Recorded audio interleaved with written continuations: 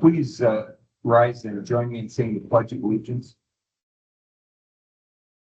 I pledge allegiance to the flag of the United States of America and to the republic for which it stands, one nation, under God, indivisible, with liberty and justice for all.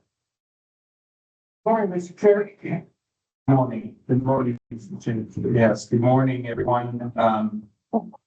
Today is Tuesday, August 25th, and this is the meeting of Morrison County Board of Commissioners. Gentlemen, we have an agenda in front of us. Is there any corrections, deletions? I'll make a motion to accept the agenda.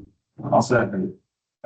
We have a motion by Commissioner Casper, a second by Commissioner Moran, to approve the agenda. Discussion.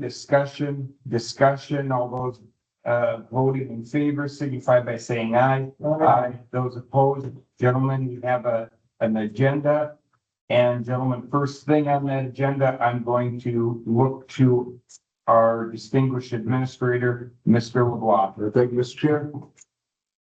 Good morning, Mr. Chair and members of the board. Part of what we'll get to do each quarter is recognize a group of employees that have hit a milestone with Morrison County, and the strength of our organization is our people. And today we'll recognize 10 employees for over 115 years of service to Morrison County as part of our years of service program. Employees are recognized each quarter when they hit 5-year increments. So you see some today with 5 and 10 years, and then our most tenured employee, I don't believe is here today, which is ridiculous for the work that she does for us. But we'll take a few moments today just to recognize those employees who have stayed with us, which we're so grateful for. So thank you for those that are here, and thank you for the supervisors and colleagues that joined them to take part in this event. So thanks for being here. In addition to the recognition with the board, those being recognized today will receive either the chamber bucks or a piece of Morrison County apparel, as well as the recognition. So the way I'll do it is we'll call up our 5 years of service cook, and we'll take a photo with just the 5s, and then we'll do the 10s, and then Heather's not here, but then we'll do a group photo with everybody. So please stick around and as we go through this. So first up, Anne-Marie. 5 years of service.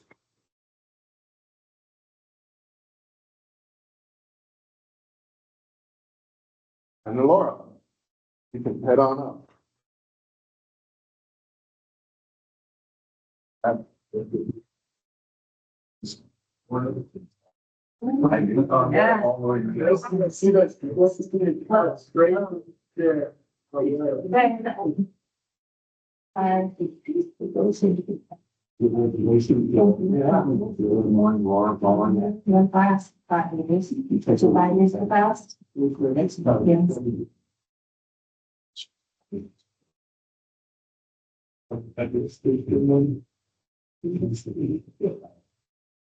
All right, thank you very much.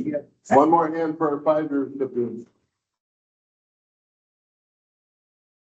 10 years, Charlie, come on up. Charlie Bird, help in the church, please.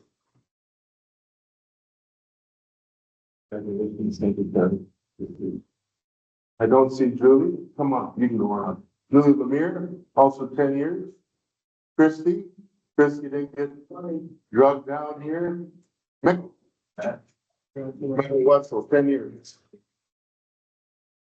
Penny. Penny Jacobson, 10 years.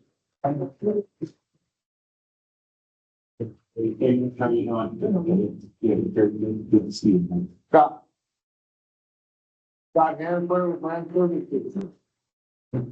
Give our country. Thanks, Don. Thanks. Known Tabitha Maury.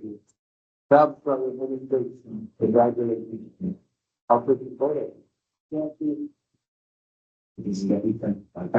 Going in for Tabitha.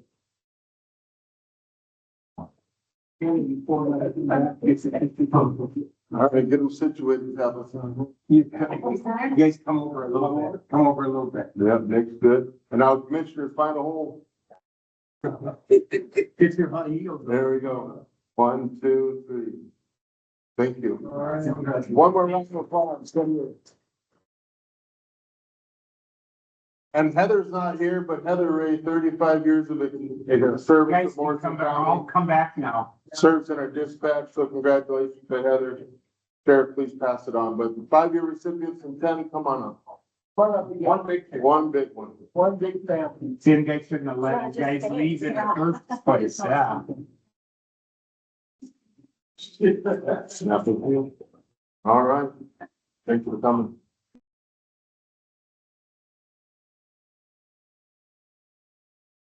These pictures go into the secret archives. There we go. All right. We got zoomed in. Hang on. The Apple phone. 1, 2, 3. All right, thank you, everybody. Don't forget you. Don't forget your gift on the way out. Thanks. Thank you. Thank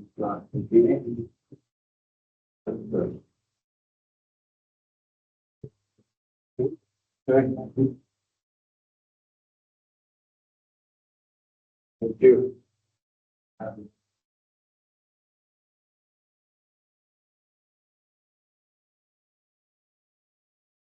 Yeah, do you want to catch the door? Thank you. That concludes years of service, Mr. Chair. Thank you.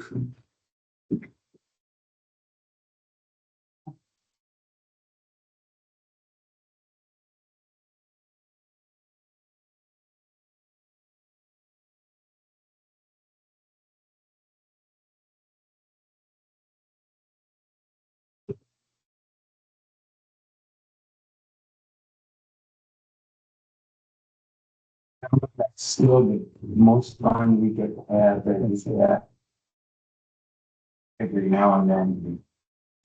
Gentlemen, next thing on our agenda is the consent agenda. There's a number of things, on our consent agenda, along with the warrants that, were provided to us as regularly takes place.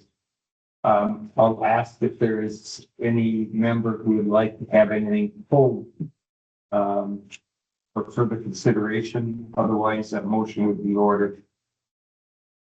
So moved.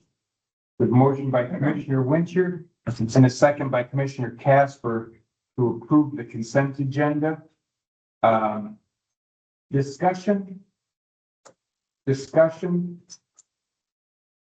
Seeing no discussion, gentlemen. Commissioner Lemire. Aye. Commissioner Winchell. Aye. Commissioner Casper. Aye. Commissioner Moran. Aye.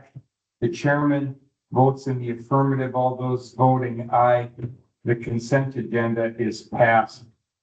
Gentlemen, moving right along here, and we have Mr. Sanger here from Crookneck Lake, and we always have the pleasure of having him here giving us a report. Danny, good morning. Good morning. Good morning. Good morning. Thank you for taking the time to come over and visit with us and share with us what's happened on Crookneck Lake. I'll just summarize as I go through the slides. It's been a kind of a busy summer. I don't know where it all went. The lake continues to receive, it's probably right now, we're getting close to the low on the lake. If you look at the high water level, if you look in there, if you were to talk to, for example, Mark Anderson, who's the DNR representative here for hydrology, he would say, it's a good marker for setbacks. But we normally reside above the high water level, so now we're below it, and we're about 5 inches below right now. And so we're getting into the low level, which means, the bay is only about 3 feet. You get out there, and so anytime the boats go through, you can see the trail of the leaves as they're stirring. And so it's going to be pretty unique. And then there was one thing that put in the report towards the end was the boat landing. It was at point then. The DNR has put a new one in that we're on it right now. Should be done this week. And I have a brand new access to them. And so we can get a lot of activity, especially coming over from the long speed. Already saw them. And so they should have new access to the end of the lake. But if it keeps going down, you have to get to the lake. So those are kind of the hot button items. And so if we go to the first one, as far as this is what I said I was going to do last year. And looking at the first one, I only have 2 items left on the management that's left to do. I've got to give a, year report for the grant. That's due in October, but I'll be able to provide it very soon because we're down at the last, of the reports in for the surveys. And then, I get one down for, doing the tax survey. For levy. At the end of the year, I got to certify that doesn't come out till October. And so I'll do that once you approve it already this year. And so otherwise management is pretty much done. And then moving up, pouring water, we have 1 water sample left to do this year in September. The clarity continues to increase a little bit. Seeing in the spring, but then it's falling off. Because of the shower and when you need it, we always put it on, your Sunday evening or Monday morning and then take it up, keep on the path. The lake is healthy overall. It has 2 spots. Comparing to other lakes of our size in this region, we're healthy. Our trends are good. And we don't, and when you're looking at phosphorus and chlorophyll, we're healthy there. Clarity continues to increase. We've always thought we're using zebra mussels that we found. We took out the boat landing, 1 pair outside the boat landing on the shore. But we've never been able to find these zebra mussels. We do the surveys every year where the divers go out. He was out a couple weeks ago. We can't find it. They pulled it down, so we can't find it. Are they out there? We don't know. Those have always been negative. They don't like much. They like rocks to live on. They don't have any rocks unless it's on the shoreline. And they're out of the water right now. Because the water is and so, and even when we walk on shoreline, nobody can only regret. I hope we don't. But we're still like, and so go to that first slide. This is the area that we treated this year. Last year we treated that lower piece that you see in there. That was 8.1. This year they added on the extra little piece on top. It's another 2 acre. We're using Flumioxazine, which is the new herbicide. It's a contact herbicide. It works better in that it likes cold water, so it's stay there. It's down to the bottom. Before that, you were using Nitewat, which is inexpensive, works well, but it likes to migrate to warm water. So what we need is sort of stable and we're putting it was long, great along shorelines. But it's 116 versus $612 for a much more expensive to do one. But it's working well. Although we're finding one.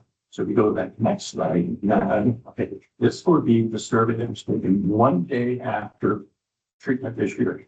So you notice it kind of filled in that gap. Put a little bit more on the tails. So next year, the DNR now serve the permit based on the survey this year.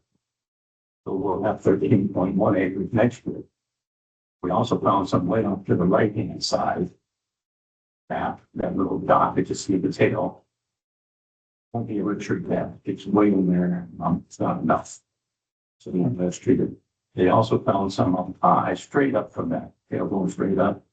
Couldn't get a permit to treat that, but it was put. We removed it actually. So it's now gone. Hopefully they got all this. But that area there will be treated next year, 13.1. Is the plan for treating for next year. Vaccine will be the drug and drug. Purpose, I guess we should say, drug or light rope. And so, lake summer survey has been completed. They looked at various sites on the lake, 5 sites, looking for zebra mussels. 5 sites did not find any. They also looked for a hybrid milfoil, and we did not find anything. We suspected we found it before, and we got genetic testing up. Tested negative. We don't have the hybrid right now. It looks very suspicious. But we have just a plethora of negative northern milfoil in the this shot. And so that's where we're at. I think we're close to done this year. At the next slide, which you can see is the proposed, our treasury report. We're very healthy on the treasury report. That number's pretty accurate. We have about $3,000 more in the bank, the actual amount right now, but I have to pay for one more survey. It's due, and then I gotta pay for the water quality, which I'm doing at the end of the year. That'll bring us down to within $100 of that amount right there. We never know exactly what we're going to receive, from our levy that people pay. And then sometimes they merge together, properties, and so we only charge one individual, if you know, one of the properties saying, well, you don't get charged. So that it fluctuates from year on set. We're very happy. This was the one that was presented to the membership, and this is what they approved for next year. It's identical to what we've done for the last 10 years. We're going to survey, we're going to treat, let over line. And then we'll monitor quality. We have to do that in order to put chemicals in the lake. And then we'll manage to put it based on the statutes and the status and order that you gave us. Established us back in 2000. Looks like a little complicated for you. I would focus on the second column of digits to the left. This is what we truly think we're going to spend next year. But we asked our membership to approve the other column, the left of that, because we don't want to get it tied into you can't spend more than that. And the one I'll draw you to is the AIS need treatment. We may get a secondary need. For example, if we get no flow, we haven't in the past. We truly need aggressively. And we got rid of it. We can't find it again. We surveyed a second one before we haven't found it. But if we do, we can treat it. By having that extra money in there food, we can then treat it. We have the money to do that.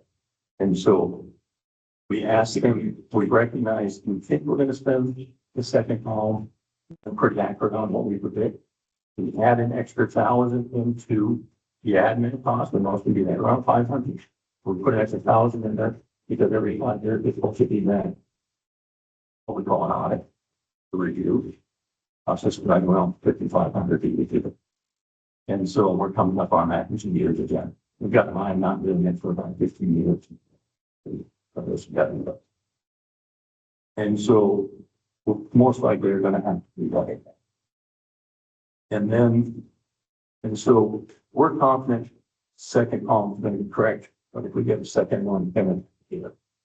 The only other one that's really increased on that is the surveys. We're able to get by with 2 surveys now versus 3. But the DNR, anytime they ask us to do a second one right after we treat within a couple of weeks to see if we fill any of this. And outside the treatment zone. And so we're always subject to that environment. And so we contract for 3, but we only have to. Right now, they're getting out. So we just work closer. So what I'm going to be asking you to do is the crew performance plan at the end, and then that. The budget. We go to the next one. Oh, this is just showing the ramp. This is what the old one was. The nice one, the new one looks very nice. They're putting the dirt and the rock around it right now. I'm talking to them on the way down. And so they'll probably get it done this next year or so. And it looks really good. And then next year they may come back and pay service. And so, and then at the meeting, we did approve, or recommended and let the membership approve a $40 levy, which is consistent with what we've been collecting. And that gives us about 2.5 years of money on that cycle. And because what we collect, what we prove this year, we collect next year, and so if we have 5 years, it takes us a while to catch up. And we were in, just those that weren't on board in 2019, we were facing 3 zones that we had to treat, but we could only get. We didn't have much. And so we worked with the DNR. That's when we went and got for the next trial experiment study with them. And they worked with us on the rate. But that was just what we were willing to do this. And so now we built up the reserve. We can get through 2.5 years of that. That funding years, but we hope that year. So yeah, get that pretty much reaching forward. Any questions you may have?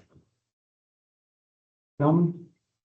Any questions for? No questions, the comment. Yeah, Commissioner Lemire.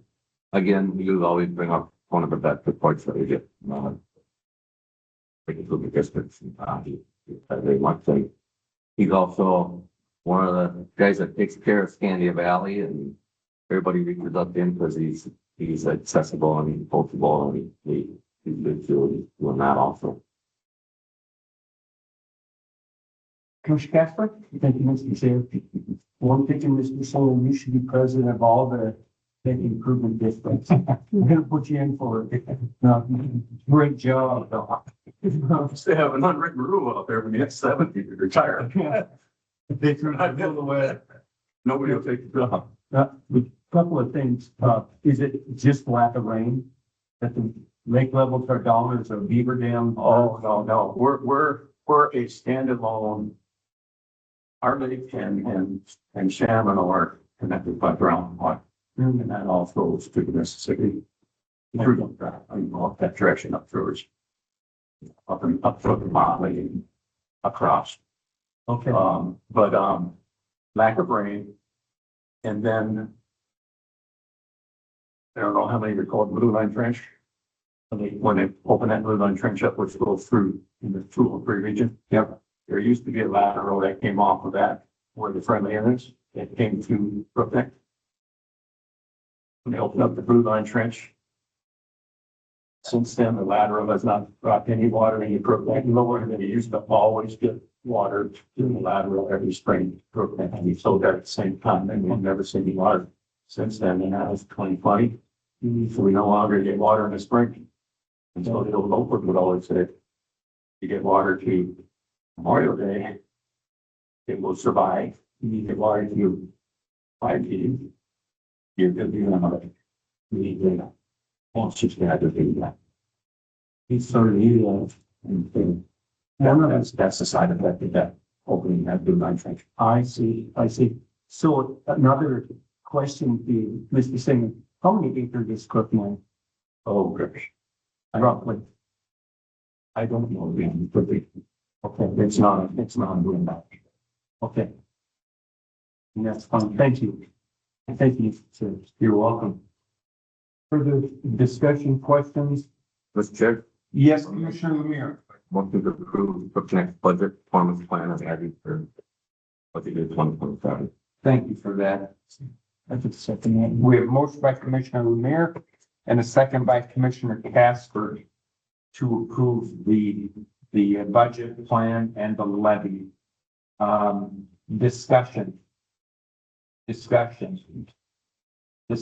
Seeing no further discussion, gentlemen, this will be a roll call. Commissioner Lemire. Aye. Commissioner Winter. Aye. Commissioner Casper. Aye. The chairman votes aye. Commissioner Moran. Aye. All those voting in the affirmative, motion prevails. Mr. Sanger, it's always a pleasure to have you here. Wish you a great day. Thank you. Thank you so much. Thank you. Keep up the good work. Yeah. Have a good day. Thank you. Gentlemen, next on the agenda, we have our friends from the Council of Aging here. Good morning.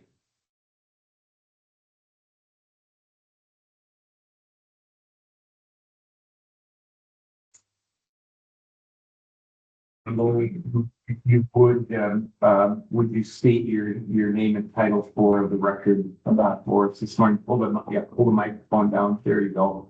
Thank you. Are you able to pull down slide one? Yes, I'm Lori Burleson, the executive director of the Central Minnesota Council on Aging. So we are a nonprofit organization. We are structured a little bit differently than most nonprofits. So our board is all county commissioners, and Commissioner Casper serves on our board, which we greatly appreciate. And then we have an advisory as well. And we are designated by the state to serve as the area agency on aging for the 14 county area. So across the nation, every county in the nation has an area agency on aging.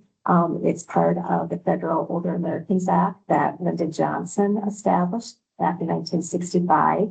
And so, we have about 180,000 older adults, in our 14 county area. And if you go to the next slide, you'll see that, so in the state of Minnesota, there are 6 regional area agencies on aging and then 1 tribal area agency that covers the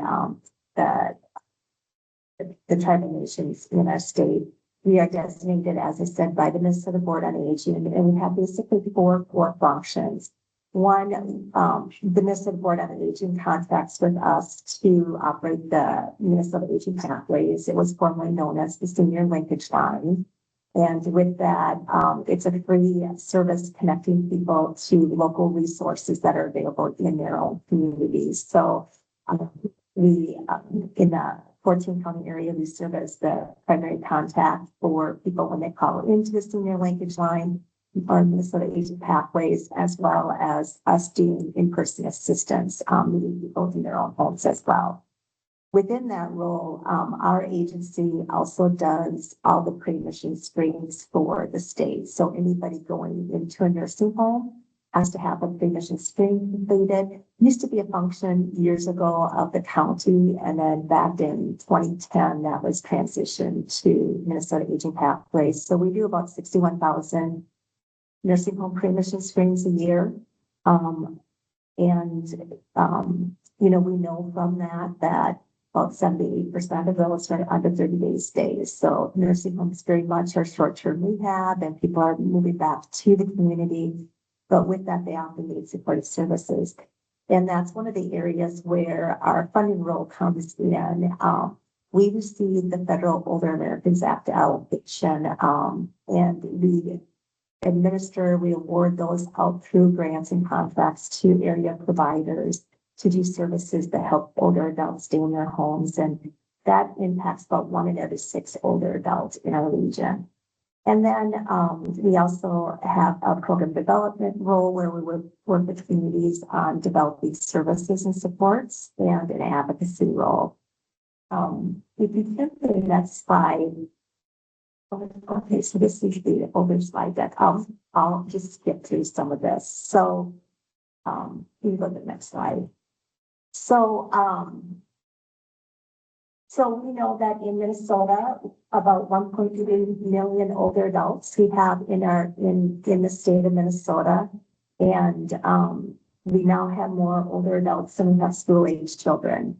So just as the baby boomers transformed our society when they were born, and look after World War II, we saw real investments in infrastructure with the advent of really daycares were first started back then, an increase in schools, an increase in parks and transportation. As we have an aging population, this is really where we need to start thinking about an investment in the infrastructure that's needed to support older adults. We now have the oldest of the baby boomers turning age 85, and that tends to be when people start to need formal services, when they are relying on more than just their family, friends, and neighbors. And so thinking about infrastructure beyond roads, bridges, and broadband, and really thinking about how do we have communities that can support an aging population with access to healthcare, access to transportation, affordable housing, and housing that has a universal floor plan. Those are all things that also very much needs to be looked at. So if you go to the next slide, here, and I'm going to skip a couple of these. You'll see that in Morrison County, you have a higher than average than what the state average is for the 65 plus population. So you'll see 27% of Morrison County is over age 60, where the state average is 22%. And also you'll see similar that your 85 plus population is also aging. And the next slide, living arrangements, this also matters. 1 in 4 older adults in Morrison County lives alone, and this is something that increases with age. So for example, if you look at female over age 75, 43% live alone. And 2 in every 10 older adults living with dementia live alone in the community. So this is where having, really good supports that help individuals with dementia is important. Um, and, and so someone that lives alone, they often have fewer built-in support. So if they have that event where they maybe broke their hip or were hospitalized and discharged to the nursing home, for them to return home, that if they're living alone, that's oftentimes a barrier for them because they often need support services. And if communities don't have the right mix of supportive services to allow for that, people end up staying prematurely in nursing homes. The next slide, the financial, disability, when you look at this, almost 33% of Morrison County, individuals over 65 is living with one or more disabilities, and often it's multiple disabilities. This is higher also than the state at 30%. And if you look at the next slide, you'll see that the financial picture kind of adds to that. 10% of Morrison County is living below the poverty. So you're higher than the state at 7.6, as well as our region at 8.1. So, a higher mix of older adults that are living below poverty and with limited income, that really narrows people's options to be paid privately for supports when they need them. So if you go to the next slide. So when we look at all of this, we look at a larger aging population, more people living alone, a higher disability rate, a higher poverty rate, that really impacts people's ability to remain living in their own homes. And we do know that the majority of older adults want to live in their own homes, but to do so, they often need support and assistance. So it helps kind of looking at the alternative. We know that 4.5% of older adults live in assisted livings, and that is at a cost of $45,000 a year.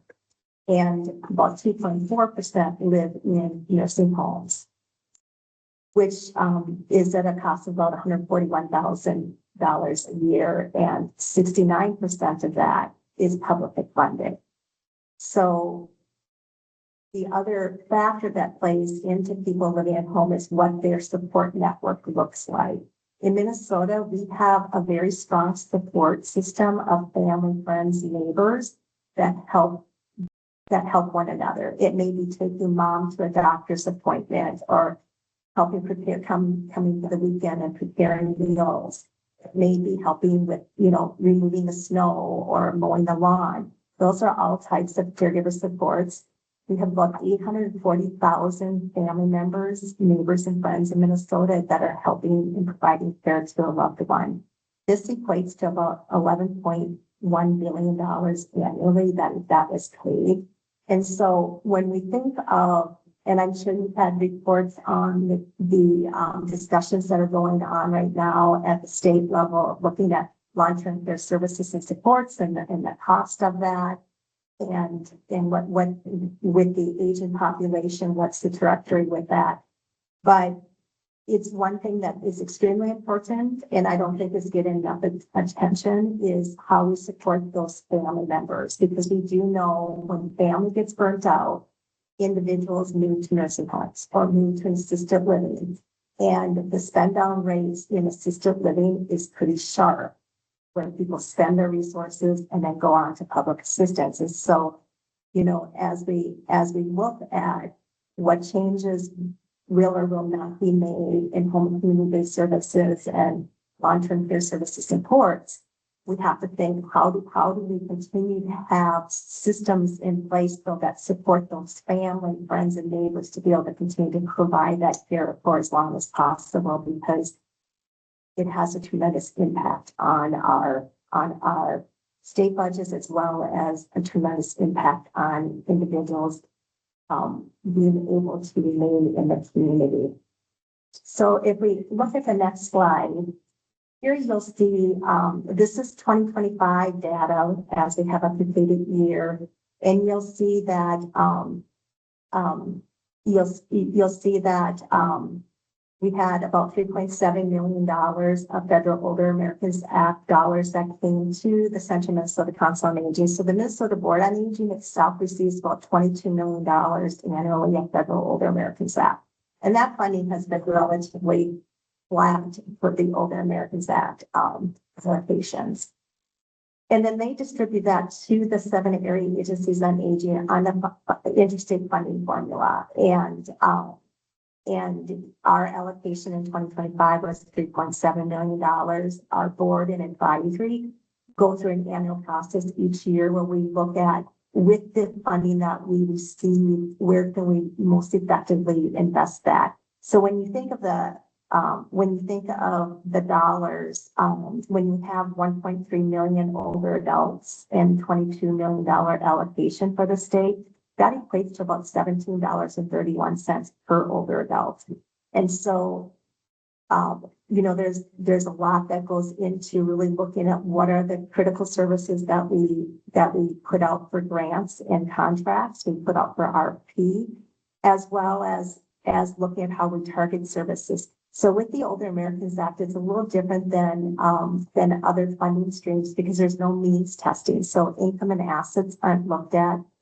Services eligibility for Older Americans Act funded programs is 60 plus. And then you target individuals that are really lower income for nutrition, for example, high nutritional risk, individuals that are more frail, and have limited access to other support services. And so that really comes in the service delivery models that are out there. And then individuals are informed of the full cost of service, but they are provided the service on a donation basis. So once again, this is where the targeting really comes into play. And if you look at the next slide, what you'll see here is what was the impact last year, specifically to individuals in Morrison County. So with that, you'll see that with assisted transportation, there was 974 rides. This would have been by Horizon Health. And this would have been rides to primarily doctor's appointments, social service visits, picking up groceries, grocery shopping assistance. The chore was also through Horizon Health through their Faith in Action program and 81 hours of chore. This would have been things like yard work, snow removal, putting, if there's storm windows that need to be exchanged, so putting in a grab rail in a bathroom. So that's the type of chore. 401 hours of homemaking services. So this would have been things like laundry, housekeeping, cleaning, like sweeping floors, mopping floors, doing dishes, doing meal prep. That's the homemaking. And then the evidence-based 27 individuals with PEARLS, which is also being done by Horizon Health. And that is an evidence-based program focused on depression and anxiety. And they have staff that have been trained in PEARLS and are delivering that throughout Morrison County. We also have congregate dining being done by Lutheran Social Services, and there you'll see 769 congregate meals.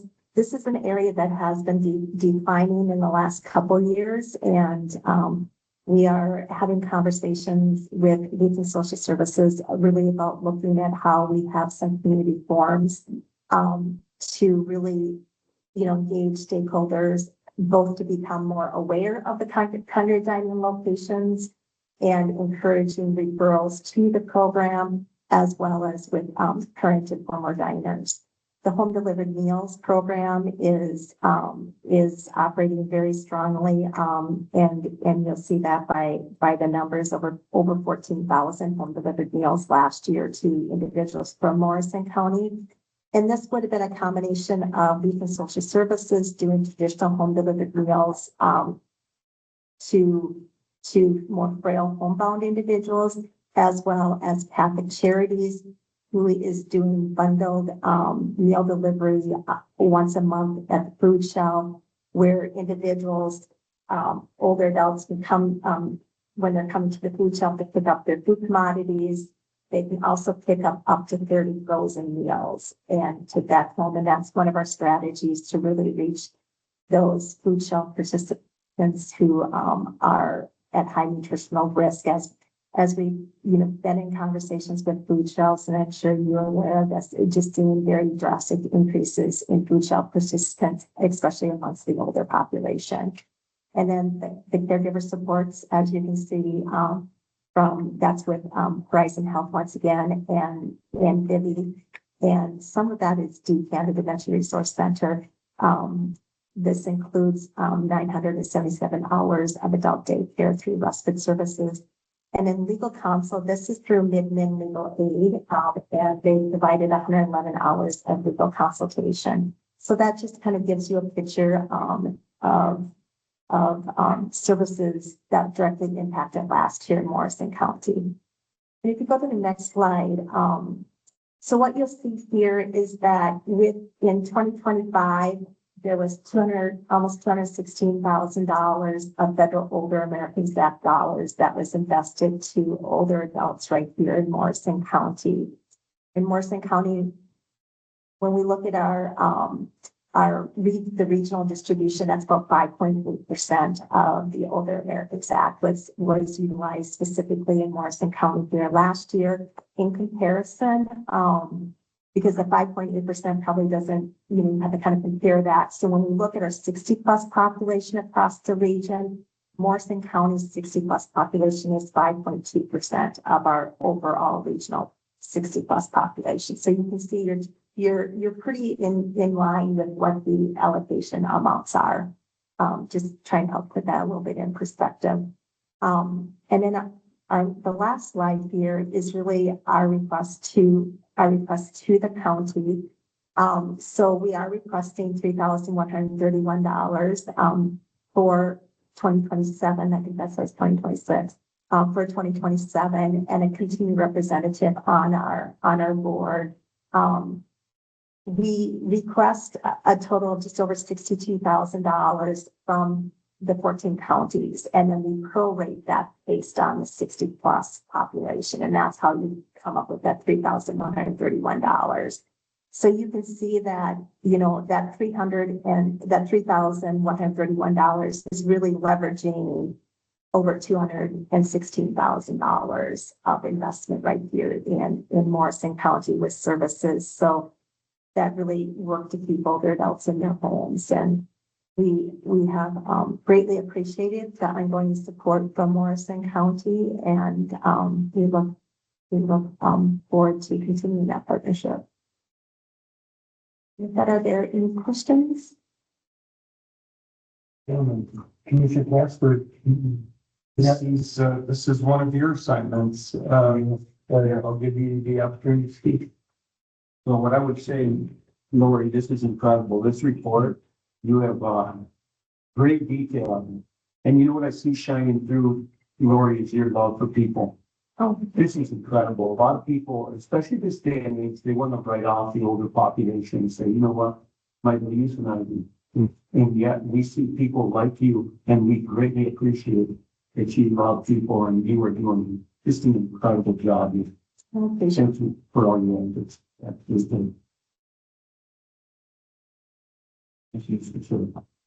Gentlemen?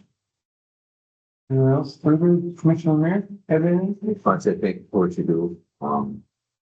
It's tough. I know when my mom got older too, it's tough that you don't know what to do. Mhm. Off your line, you provide guidance, but sometimes that's all I do. Is someone to point you in the right direction and briefly get it changes. We have, our system in Minnesota, looking at compared to other states, Minnesota has a good service delivery system, but it's a maze. And so, even people, I'm sure you could talk with your county public health and social services staff, and when they actually try to access services for their own family members, it's a maze, and Medicare is a maze, and trying to figure out how you not only access services, but paying for services, it's difficult. And that's one of the things that we do through the Minnesota Aging Pathways, is just helping people kind of navigate the resources that are out there, because there are far more services that are out there than people are aware of, and that's one of the biggest challenges. I'm sure if you talk to any nonprofit, they'll say one of our hardest parts is having people aware of this. And lots of resources get spent into trying to figure out how to coordinate that information sharing and those state-built pathways. Commissioner Winter. Finance. Very wanting to do something with for our budget process is key, or do you have to take a vote on this now? Well, Commissioner, Winter, I will defer, to our administrator, but I believe our process has been that, these requests and the opportunity for organizations to present their requests to us, is taking place, but, we will also have the opportunity to, look at how this falls in with our budgeting process before we make that decision. Would you concur, Mr. Law? I would, Mr. Chair. Mr. LeBlanc, would it be appropriate at this time? And I look to Commissioner Lemire and who has more experience here than I do, but in the sense to, could we not grant to Lori the fact that we could have our continued appointment of our representative to their board? Would the board be comfortable with that? Or is that something that would have to be done at a later date? I think it is. So not. Mr. LeBlanc, could we make that decision today? Mr. Chair. Commissioner Casper, you've served in that role and have served in that role since, I believe since arriving here on the board. Yes. Would you be willing to continue to be the liaison? I absolutely would. I would concur that then if it takes a motion to move that direction, I would make that motion. We have a second? I'll second. We have a motion by Commissioner Casper and a second by Commissioner Moran to that Morrison County will provide a liaison from our county board to the Central Minnesota Council on Aging. Discussion. Seeing no further discussion, all those in favor signify by saying aye. Aye. Those opposed, motion prevailed. Lori, we will, yes, you may. Again, this budget process is so it doesn't mean that we're gonna vote for it, or you can. Right. Yes, they know. Yeah. I just want, and when would this come forward? To the board to vote on this for early information? Okay, that would be. Commissioner Winter, and you're aware of our budget process, and it is a continual work in progress. And we will meet and consider other requests from departments within the organization, from organizations outside of Morrison County who are making requests to, we'll set a preliminary levy and a preliminary budget, and follow that later in the year with our final levy and budget. But I have great faith that administrator or to your organization, making aware of decisions made by this board. And that's similar to what we see with other counties, so I appreciate the opportunity. I just always like the opportunity to come and present to you and give you an update in terms of what's happening in your own county and, Great information. Yeah, it's good. You're always welcome here to the boardroom. Commissioner Casper. I would just say that line, I think, strikes it home. A small investment with a big impact. You folks are You're in the trenches, making a difference. Thank you. Thank you. Appreciate the opportunity and the partnership. Thank you. Thank you. God bless you. Hope the boys arrive safely. Yes, thank you. That's good. Gentlemen, at this time, we are going to go to, a public hearing. Do we need to adjourn or recess our existing board meeting? You don't need to, Mr. Chair. Gentlemen, at this time, at 9:52, I will call the meeting to order for the public hearing. And I'll ask Shannon to come forward. Gentlemen, the main purpose of this meeting is to obtain citizen input about the classification of tax forfeited property as conservation or non-conservation. I'll go through the rules of order. So, all persons wishing to be heard must come to the microphone. They are asked to give their complete name and address. Board asks that you limit your comments to no more than 3 minutes. After 3 minutes, the board chair will ask you to wrap things up and bring your comments to a close. If the views of a group are being expressed, one spokesperson is asked to speak as the group representative. All comments must address the county board, and all questions must be directed to the board chair.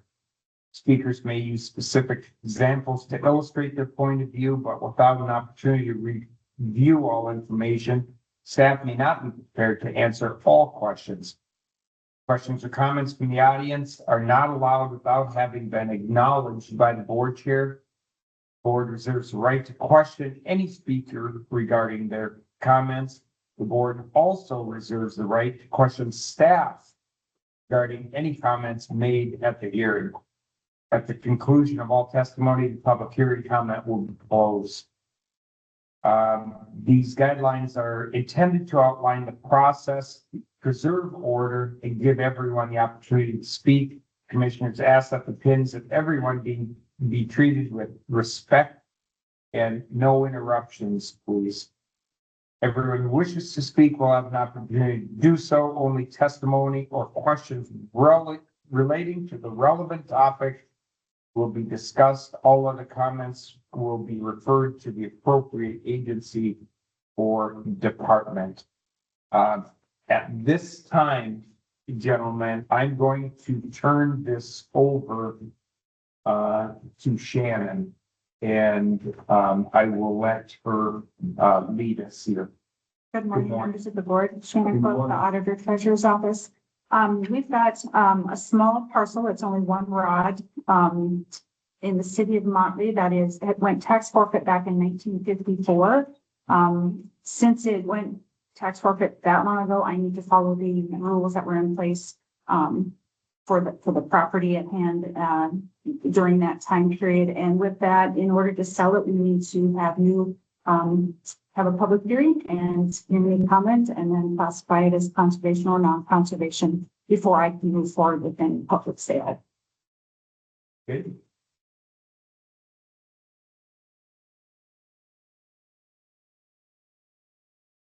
I think, Mr. Chair, you just called for comment and, I just, and so I was looking in case you had anything else to comment on. No, we did Shannon? not get any public comments via telephone or email. It was in the paper, it said press, so. then I didn't receive any item, Mr. Chair. Yes, you may, Commissioner O'Meara. Clarification purposes. So classify it as conservation and non-conservation? Or non-conservation, one or the other. Would, It needs to be non-conservation in order for me to sell it at a public sale. Yeah, conservation would be if you wanted to hold it for another purpose of public purpose, so. That's it. So. thank you for that, Mr. Chair. Thank you for that, Commissioner O'Meara, help guide us along here.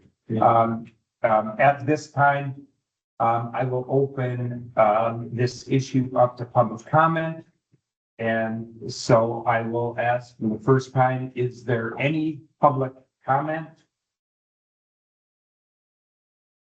Is there any public comment on this issue? And I will ask a third time, is there any public comment related to this issue? Gentlemen, see no public comment, no one coming forward. We have received no correspondence to the Auditor Treasurer's Office or to the Department of Administration here at the county. So at this time, Mr. Chair, I make a motion to classify this piece of property as non-conservation.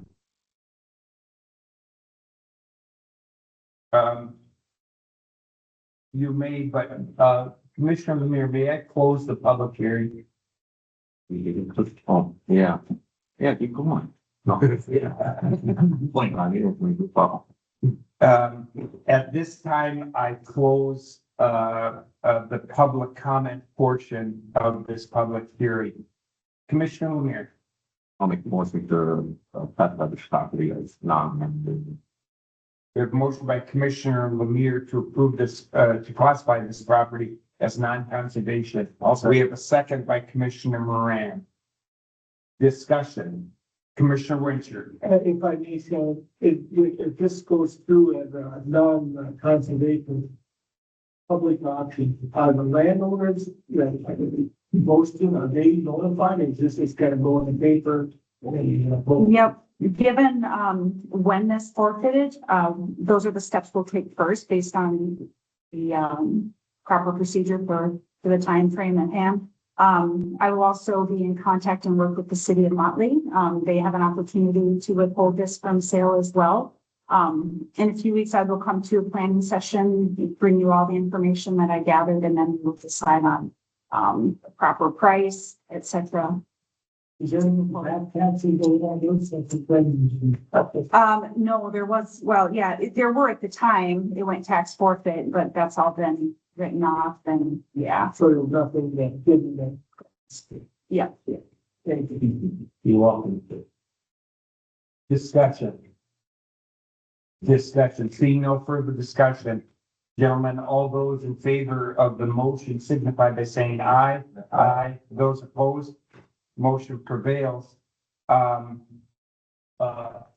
Is there other action that you would need for us to take? Nothing at this time till I come back before you. Okay, we will look forward to having you at planning session with an update on this at this time. Then I will close this portion of our agenda this morning in the public hearing. Thank you. That was good. Gentlemen, next on our agenda, land services.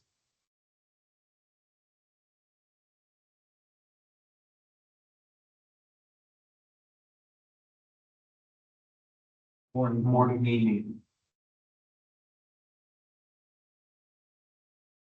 To answer Commissioner Casper's question about permanent grave, it's 191.2 acres. Thank you. Okay, I have one item for you today, and that's to consider the interim use permit request from Jody Kern. This was to establish an auto body collision shop. This was recommended by the planning commission with 3 conditions. And those conditions were no more than 5 vehicles may be parked outside the shop at any time. All material storage and waste disposal shall follow applicable laws and regulations. And the interim use permit shall terminate when Jody Kern no longer owns the property. I'll make the motion for more discussion. There's a motion by Commissioner Winchell Second. and a second by Commissioner Lemire to approve this IUP. Discussion. Commissioner Winchell. Thank you for that. I spoke with the applicant, and the applicant, if you can help me out here, is under the assumption that won't even include his personal vehicle. He said he has 4 personal vehicles. So I don't know what we would do here if he had, because he mentioned, well, you'd like to have like 5 possibly parked there plus his personal vehicle. So I believe we should change that to have no more than his personal vehicle, because you should include personal vehicles. I don't know if we left that. Amy, can you help clarify that for us? I think you could do one of two things. You could increase the total number of vehicles and then you would be regulating its personal vehicles also. Or we could modify condition number one, no more than 5 vehicles on site for service. Or something like our customer, no more than 5 customer vehicles, maybe parked. So that way we're differentiating that. We're only talking about the ones that he's got on site. Right, I understand it. Repair. Not theirs, yeah. Mhm. Yeah. And the only other thing is, if you're looking at personal vehicles, you could have then those scrap vehicles come in and you could say, those are my personal vehicles. And then we could have that. So that would just be something to think about as we talk about that condition. So what do you suggest? I think you gotta change it because you're right. I would assume you'd use a title if he had a scrap. I would imagine he would technically own, any vehicle that's on the site that he's. And again, this gets into the weeds for me, it's like, okay, Sure. what do we do? Yeah, it's unfortunate he didn't bring this up at the hearing because he was asked directly if he was okay with these. So it certainly could have been talked about at the hearing and just taken out what his intention was or what his wish was. So without having the applicant here to discuss that, I think you have the best gauge since you spoke with him directly on what his wishes are. But the questions are, if I have a personal vehicle, and I understand that, but then you brought up the private anything. Whatever he did, a couple scraps, hold them in there, he bought them, maybe it's personal or whatever. I would just put a maximum number on any of that. And this would be outside, excuse me, Mr. Chair. Right. This would be outside, so he can have as many vehicles as he wants in a shed or in his own garage or anything like that. This would just be what a person would see outside. If he said he has 4, I would say no more than 9. I think he less, but no more than 9, so that would eliminate scrap. So if he has 3 scrap vehicles sitting outside, well, that's fine in the 9, right? When they're sitting there, Yes, we would count that, if they're parked outside. yeah. Mr. Chair. Commissioner Moran, on the condition number 1, could we say no more than 5 business-related vehicles parked outside the shop? I mean, if it's a licensed vehicle in his name, we're gonna know that. If that current tab, we're gonna know that. That's a good point, was, Commissioner, what happened if they bring in 3 vehicles that he bought that he wants to park from? Are they gonna be licensed and current tab under his name? He probably would be, he's got Not necessarily. well, I know that. Now, if it's scrap, it's gonna be a business-related I item. understand that, but again, it brings up a good point. If I go buy a junk vehicle and he has the motor on it, I'll pick a title, give him my name, and if I have a tab up, now it's 6 there, it's in his personal name. I don't know, I'm just saying, that's a. He's one, so, Mr. Chair. but I won't forget that vehicle. Amy, Certainly expanded that, instead of just concentrating on the number of vehicles parked outside, we could also add a condition that there are no scrap vehicles, or, that the only additional vehicles aside from his personal vehicles, or however you want to say that, no scrap vehicles, period. And then you could have up to 5 on site awaiting repair. Something like that. I thought of this, gentlemen, is it, when I look at a number of, I'll say body shops or whatever, that's a big part of their, I should say big part, it's a part of their business to have, I'll say damaged vehicles, and they will have them on site and they will save customers money by taking parts from, smashed vehicles, damaged vehicles, junk vehicles, or whatever. So I wanna, if we're gonna dive into this first condition on here that we, you know, A, we want to protect the neighborhood, I'll say, but B, we also don't want to do something that handicaps the ability of the business owner that are having success there to,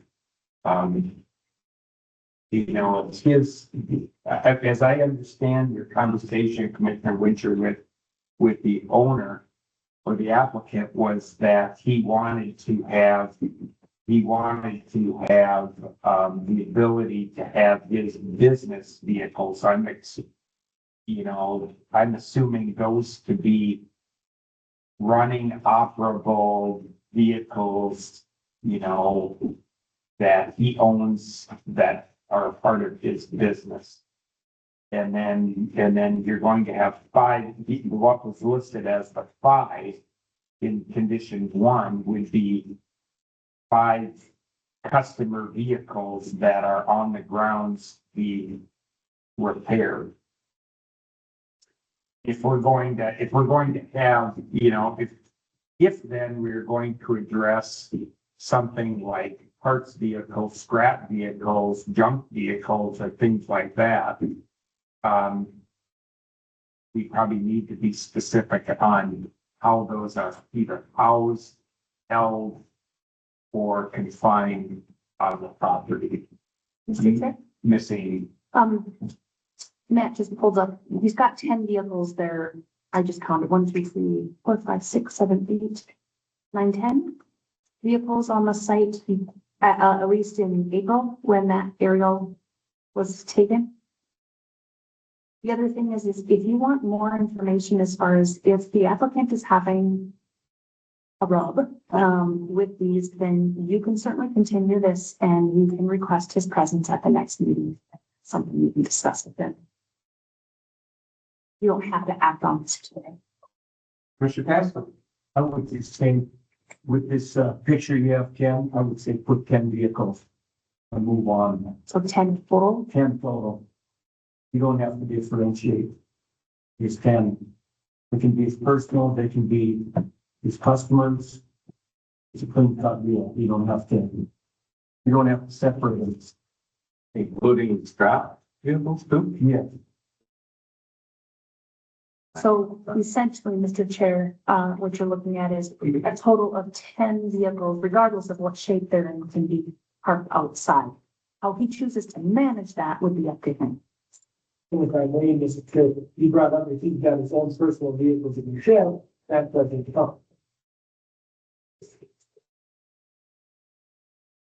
So, Mr. Chair, what I'm hearing is no more than 10 vehicles, including scrap, may be parked outside the shop at any time.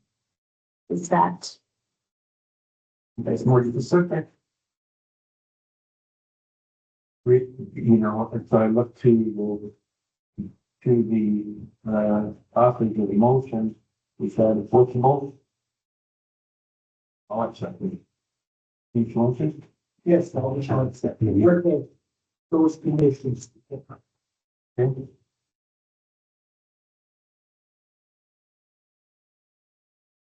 I'll make a motion to approve the concerning permits with the conditions. Mr. Chair, Mr. LeBlanc. there's motion on the floor by Yeah. Commissioner Winter and second by Commissioner Lemire.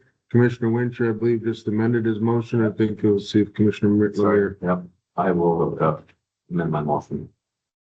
Let's do the second. Yeah. Gentlemen, there's 2 other, conditions listed here. So before we go to I'll mention that and I'll ask for further discussion. We have a motion, we have a second, and those have been amended. To change, condition 1 to 10 vehicles, including scrap. So further discussion. Seeing no further discussion, gentlemen, all those in favor of the motion by Commissioner Winter and the second by Commissioner Lemire, with 3 conditions. Those in favor signify by saying aye. Aye. Those opposed? Motion prevails. Thank you, Mr. Chair. That's all Thank you for your patience. Have a great day. You too. Gentlemen, we're gonna take about a 5-minute break. When we come back, we'll hear from Sheriff Larson. How's that?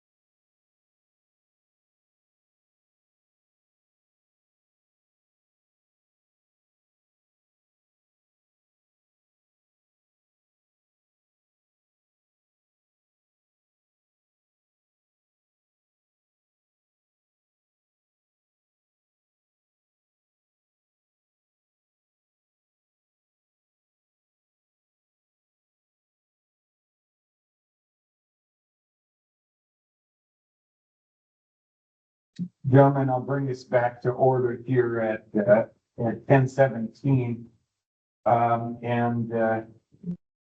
Sheriff Larson, and you have a guest with you this morning, so I'm gonna ask both of you to state your names so we have it from the tape, and I welcome you here both this morning. Thank you.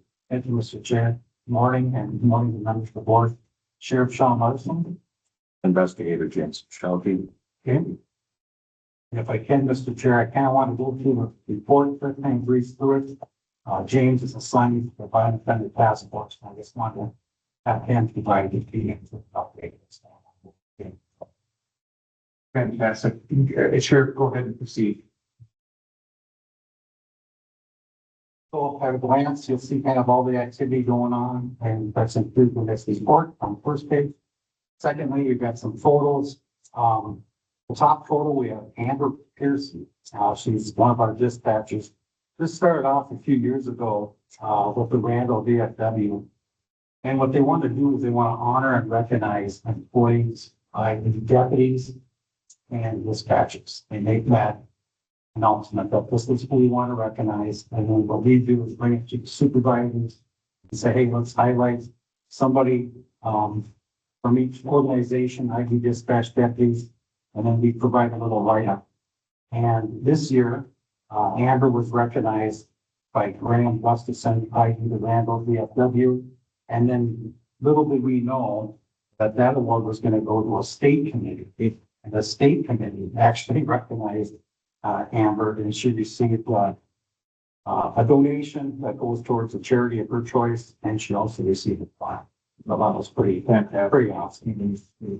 That middle picture, you'll see we had our 56th annual rec weekend, which again is stands for residency, color, and praise.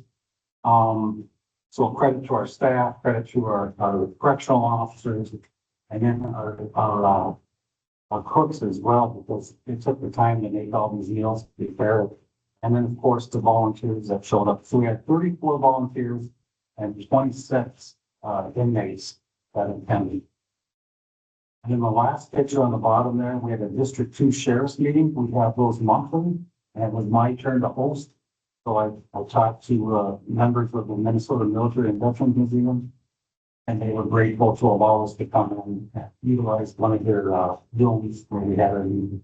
And of course, we had a little TV was ready to the grand opening. So those are some photos in a nutshell. The next page, you'll see 4 parades in July. Kind of try to get to every community parade. There's a couple coming up this weekend, probably in years. So it's good to join in their community celebrations. And then the picture on the right, Alpha News was recognizing our military, law enforcement, and emergency personnel at the so that couple of one of our guys and one of the LMPD guys got awesome. So moving on to criminal complaints, I'll just kind of highlight what we've seen for activity as far as the biggest things that stick out. First one, the theft. We had 17 thefts in the month of July. We had 11 damage to property complaints, and then 9 assaults. And if you break that down for thefts, the majority of those were gas drive-offs. Of course, we get called in as a theft, but then once we figure out who the registered owner is, and we get in contact with them, majority of these we end up taking point to answer that. Damage to property, 9 private properties were affected, 3 public properties. And then our assaults, 6 of the assaults were domestic violence. Our traffic citations, we had 284 for the month of July. I did a comparison to July of last year. Went up a little bit, so 284 last year was 352. Of that, we had 17 written warnings, 232 verbal warnings, and 13 citations. And of course, there's a breakdown of others miscellaneous citation. Calls for service, you can see that trend continues to go up, which makes sense. It's kind of throughout the summer, we'll see the trend long enough drop back up. Moving on to training. You'll notice that we had a RAP instructor training. RAP is a restraint system that we use not only to protect people in the public, sometimes our own inmates, but it protects their staff as well. So it's a restraint where if somebody's combative and or uncooperative, it's a restraint that our personnel are trained in, instructors are able to make sure that someone can't go to park. So I plan to bring this back to the board at some point, bring in the instructor, and go through the motions, and maybe someone will role play, maybe one of you, or myself. Just kind of walk through it so you can kind of see the benefits of it and what it actually does. SWAT training, we had 5 officers do 20 training. Instead of going through everyone, I just want to highlight this. I'm going to bring this deputy in front of the board. But this deputy chose to do phase 1, phase 2, phase 3, phase 4 of the IPLAD, which is the leadership training. And so we took that in account. You can see it's hours there. For phase 4, again, 75 hours, 38, phase 3, phase 2, 38, phase 1, 37. So just like our package jailers and now one of our deputies, these employees are doing this on their own. It's really self-initiative, starting out self-help. Then we had some handgun training, emergency vehicle operation, and then we do a backup wall, which is just a bringing the handgun that you carry off the and fall. We had 3 news releases. And now we'll move the inmates. So total roommates, we averaged 25 in Morrison County.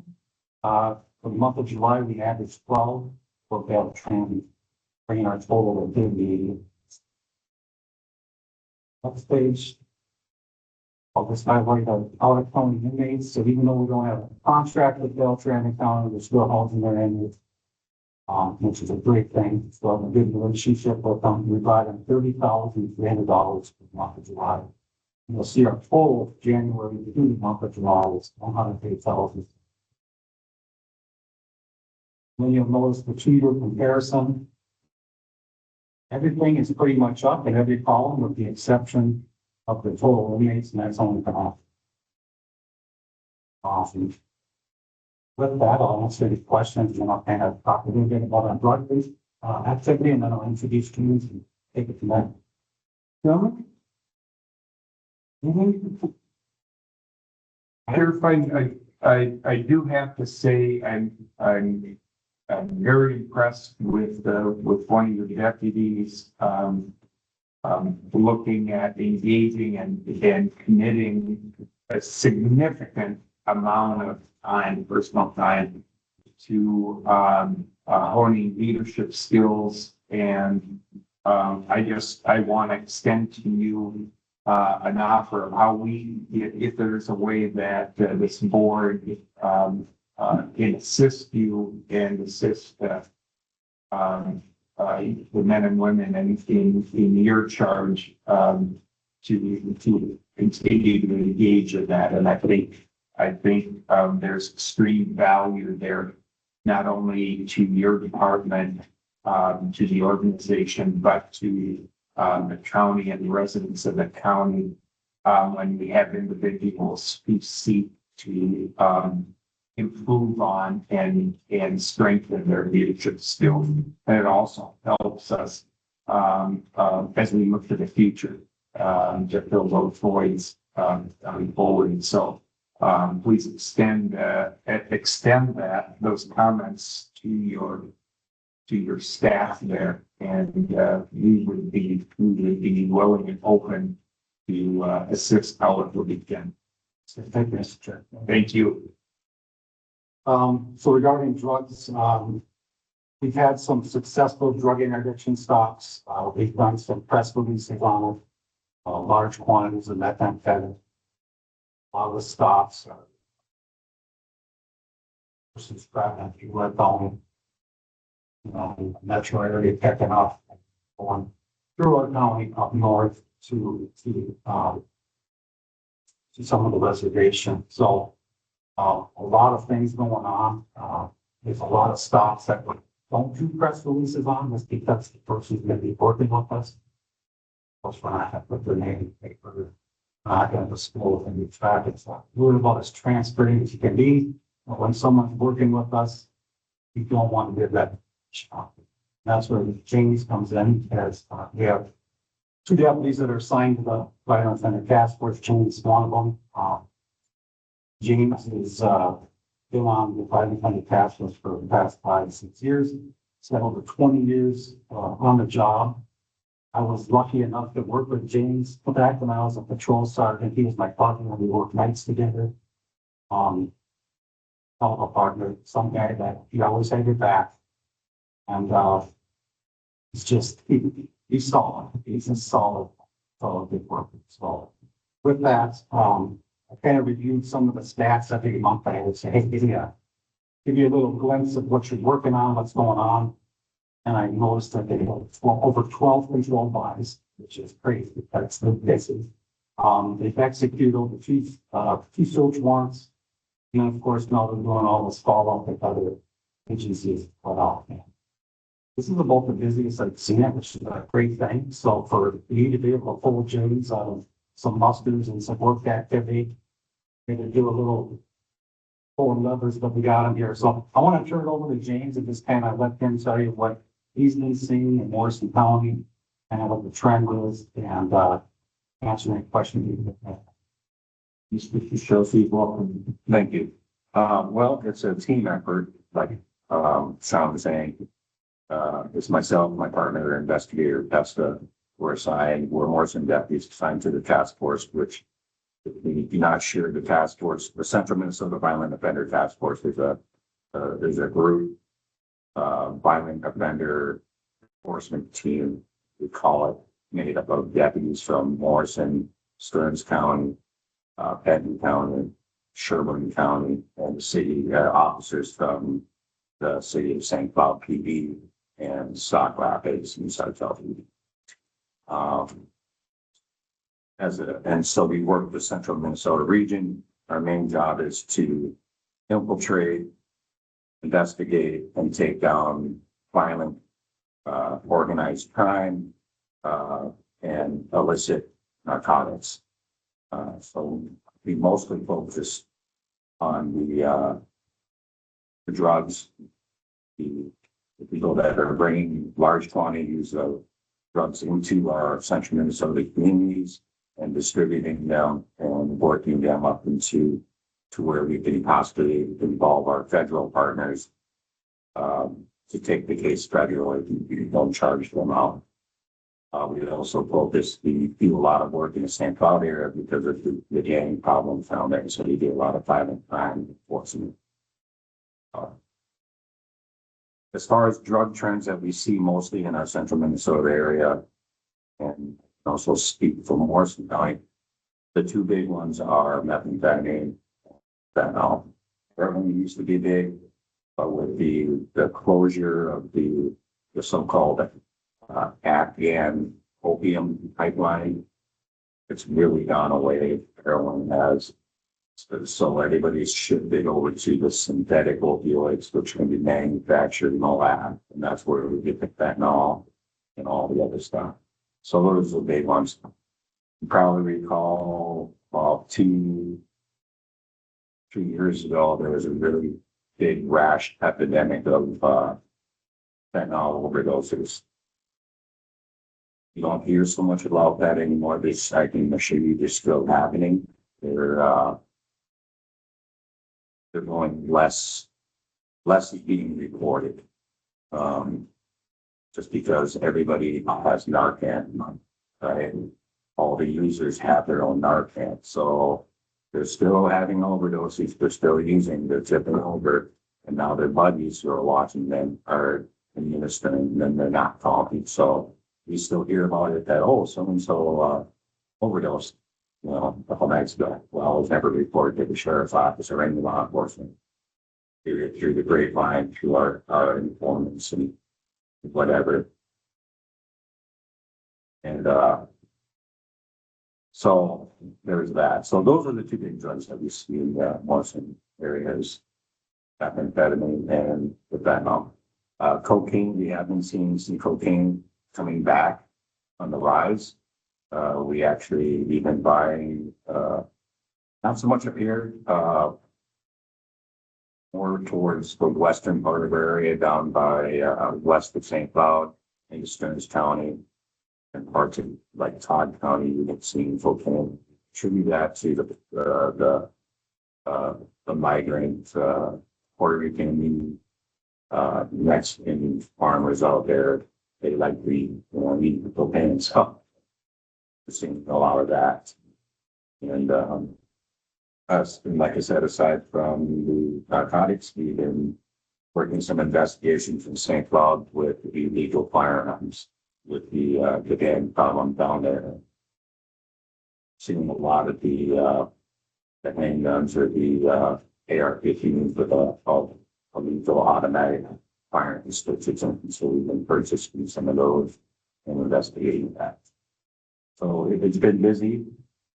A lot of our work doesn't have immediate payoffs. A lot of the cases it can take months, sometimes a year or more before we charge them out. But I can assure you, we have been busy. We've been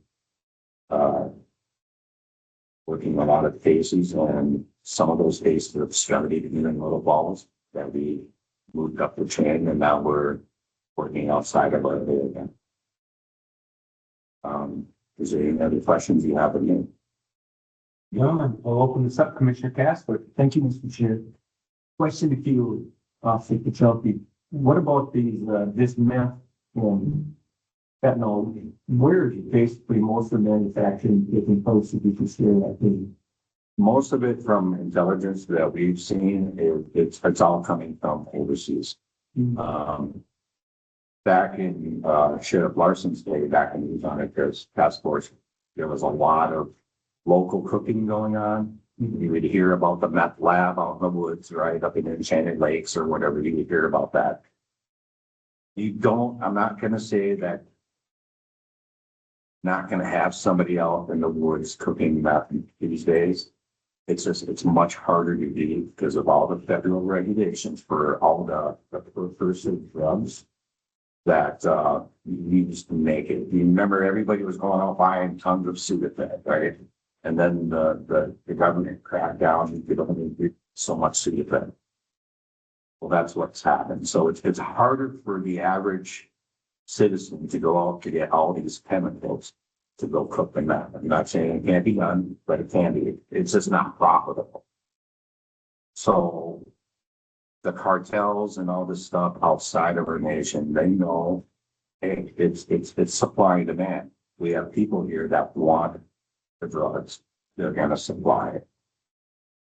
They make big business out of this so that they can get the components outside of our country without these restrictions.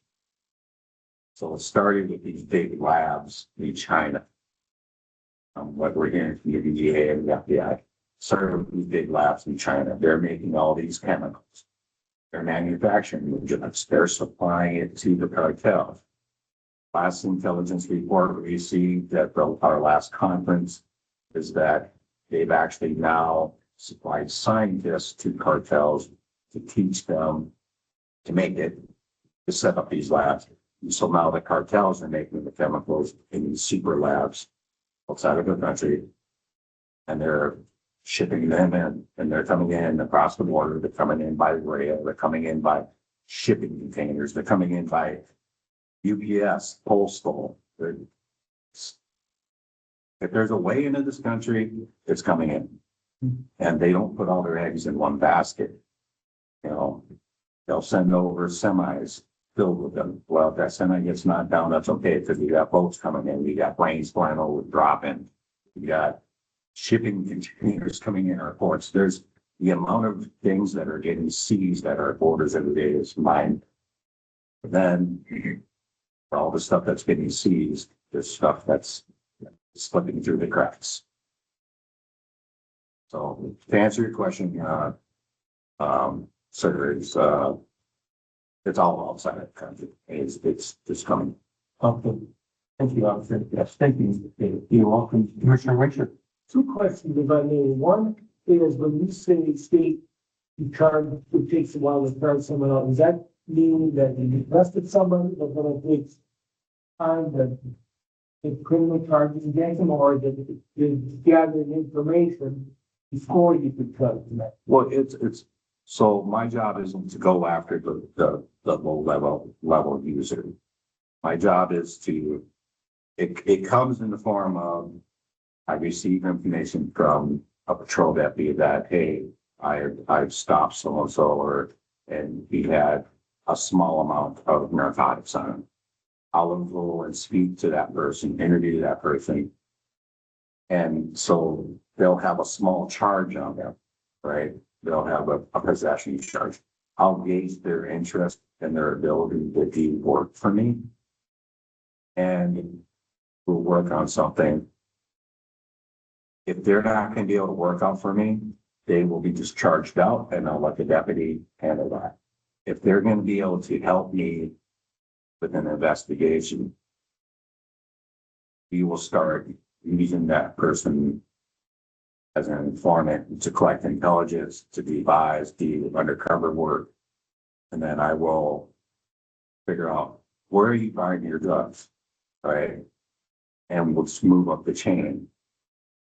Because ultimately, I could spend all day, every day going around pinching everybody for small amounts of drugs, right? I'd rather go after who's bringing it to this area, try to identify that person. And then once I've gotten that person and I've worked up to the point where I bought felony amounts of narcotics from that person who's bringing it to our area, or where is he getting it from? Right? If I can move up to the next chain, I will move up to the next chain. And I will keep doing that until it gets to where, well, I can't, as a Morrison County deputy, I can't go down to Mexico. So now I involve my federal partners. Right? So if we start with the cases down small at the local level, and if we can move up the chain, we will, and then we hold all those charges until the whole investigation is taken. So it could take years. We wrapped up a federal case recently that was about 2 years in the making. And it's started locally and it ties all the way to North Dakota, down to Mexico.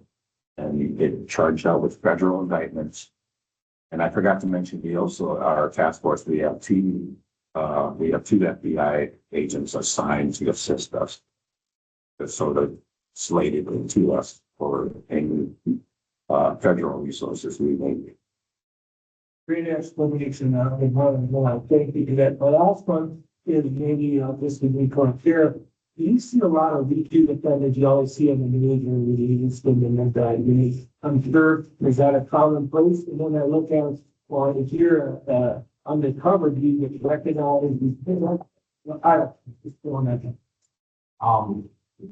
Yeah. I would say yes. We do see a lot of repeat offenders. There's a photo that was shared to me by the Illinois County Sheriff. Keep going. And the gentleman, he recognizes that. I see this guy here. He was probably not breathing no heartbeat at least 6 times at the duty body. Like heartbeat. Hopefully he found God and they think that's what happened because now he's smiling, he looks different. I didn't recognize him. We didn't recognize him as this boy, wow. And but he'd be a living testament.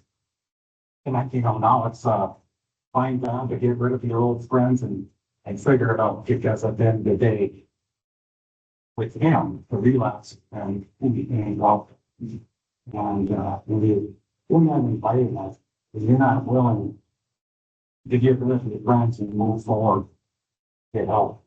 You're stuck. That's a lot of people in this system are stuck. And they're not willing to get the help they need. They're not willing to change that. It was nice to see that he managed to get away and make a turn to things. But I'm not saying it's few and far between, but there's a lot of repeat offenders, but like I said, it's always very satisfying when you finally connect with somebody that saw them at this level and now they're here. They've been clean for 10 years or more, you know, so it's. Thank you, Jeff. I move on to this. Gentlemen, just, 2 points that I wanted to make or ask about. I remember, in that 4 or 5 years ago when we were in kind of a tough spot as a community I can remember about a 6-month span where we had buried or laid to rest, I believe it was 5 individuals who were 38 years or 40 years old or younger, who had lost their life to their addiction. And then sitting here and hearing about kind of that advent of Narcan, and all of a sudden the initiative to have every law enforcement vehicle, every emergency management vehicle has Narcan, and to be able to respond. Now we hear that now all the users have Narcan. And so I have to be honest with you, it's like, when I look at that scenario where now all the users have Narcan and basically can Narcan themselves back to life again, it's like it takes away the deterrent of use. In other words, it will continue to enable deadly use of illicit drugs, because it's like, there's no accountability, or it's like we can do whatever we want in life because we have automatic get out of jail free card. Kind of. I know that may sound, it would be easy to spin and say I have very cold heart on this, that especially after what you just shared, that there are people who do come through and make it to the back to the clean side and make something of their lives. But it does raise the question in my mind, is this the best path by allowing Narcan to be so readily available to all the addicts? Your thoughts on that? It goes both ways. In some ways, I think it being so readily available, it saves a lot of lives. Because, like you said, 4 or 5 years ago, it wasn't readily available. Not a lot of law enforcement had to think people were losing their lives. It's readily available now, so the sooner you can get it, the better. From my line of work, I don't see the possibility of death by using this drug being a deterrent for someone that is really addicted to this. They don't care. I see it as a deterrent for Johnny, who only dabbles in marijuana and tries some meth. He's like, I'm not going to be fentanyl because I didn't die. That's a deterrence for him. But for somebody that's already addicted to fentanyl, who started on heroin, and then fentanyl came and replaced heroin, they're already addicted to it. The possibility of them dying crosses their mind, but it's not a deterrence. The need for that drug is so high, it overrides it. Right? And also there's things stronger than fentanyl. There's carfentanil, there's new synthetics being developed all the time by these scientists. They're mixing things, creating new things. They're putting animal trade for life. So there's, they said that this much fentanyl It's lethal, will kill you. A pinprick of carfentanil is 10 times deadlier than fentanyl. People, that their brain just gets reprogrammed, and that the need for that just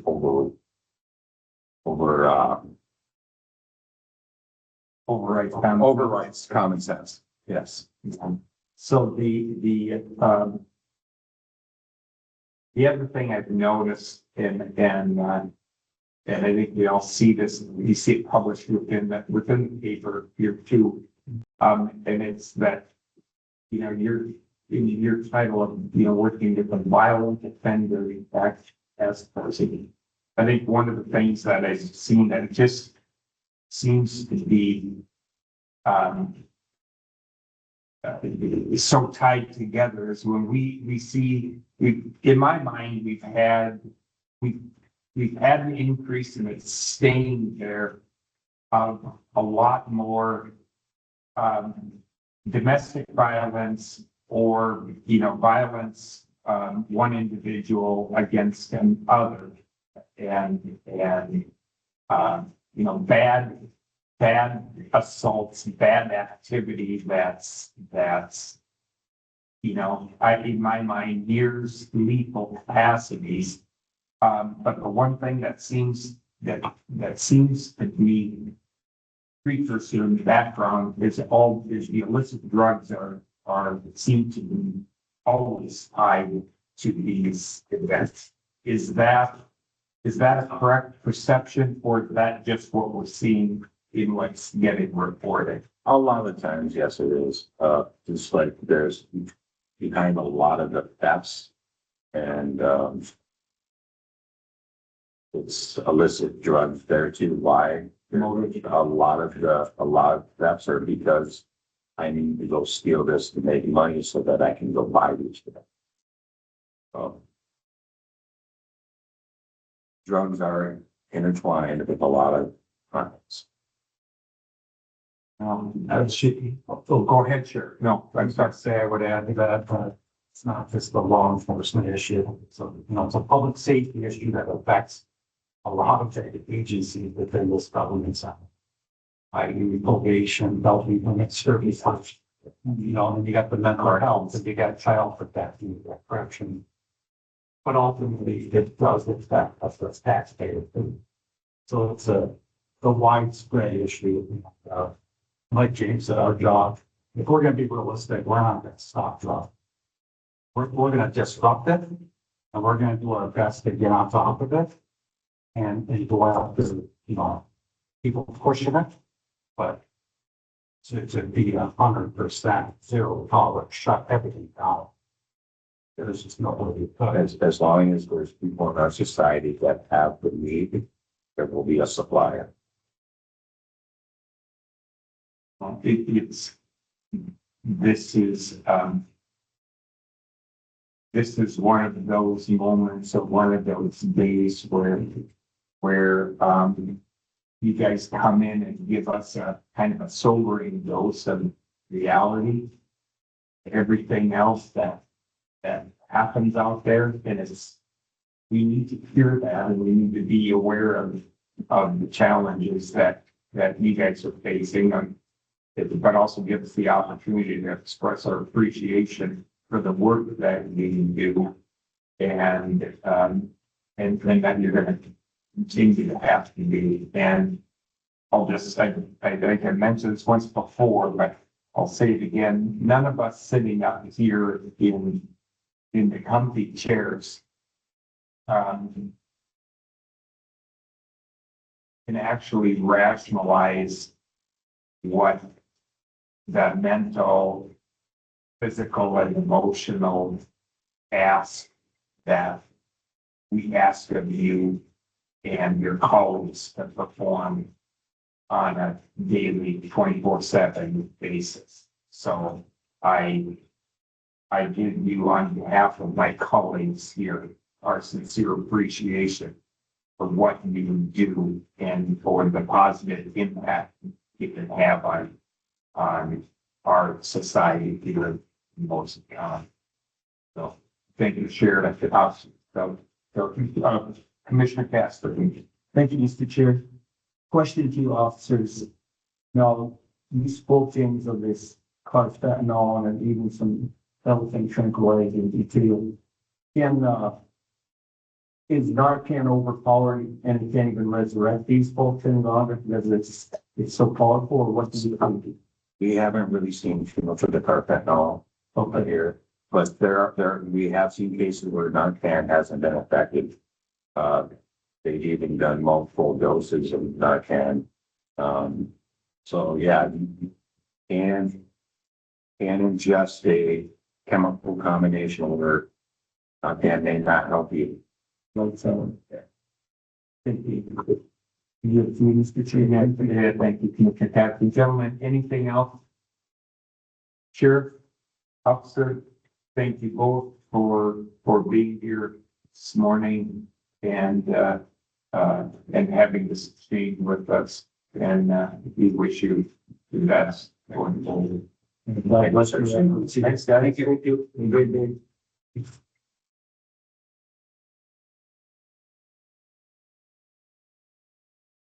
Gentlemen, we're moving along and we have our friends from Extension here. Ladies, come and take a seat. Join us. Morning. Good morning. I'll ask that each state your names so we have them for the date for us this morning. So. I'll start. I'm Jackie Estrom. I'm an operating systems educator for Morrison County. Cecil Alsby, the horticulture educator in Morrison County. Brenda Miller, the livestock educator from Todd County, filling in for Dana. Becky Mill, 4-H extension educator, Morrison County. Fantastic. Jackie, are you going to take the lead today? Yeah, we would like to begin our report today by recognizing the Happy Holstein Farm, the Happy family, as the farm family of the year for Morrison County. Unfortunately, they couldn't be here today, but we do want to recognize their contributions to agriculture and the county. Kent and Stacy Happy are fourth generation dairy farmers. They milk 100 registered Holsteins. They also raise replacement cows and use steers on their farm. They produce crops on around 400 acres, which is used to feed their livestock. Their children are Carter, Aiden, Kenzie, and Sydney, who all work together on the farm and participate in Morrison County 4-H. Stacy serves on the Morrison County American Dairy Association and is the Dairy Princess coordinator. And Kent has served on the Morrison County Dairy Food and Feeding Association Board and the local Holstein Association Board. They also host the regional FFA dairy judging contest on their farm. So I do want to commend this family for their efforts and their work in Morrison County. Again, they couldn't be here today, but we do want to recognize them for their work. Okay.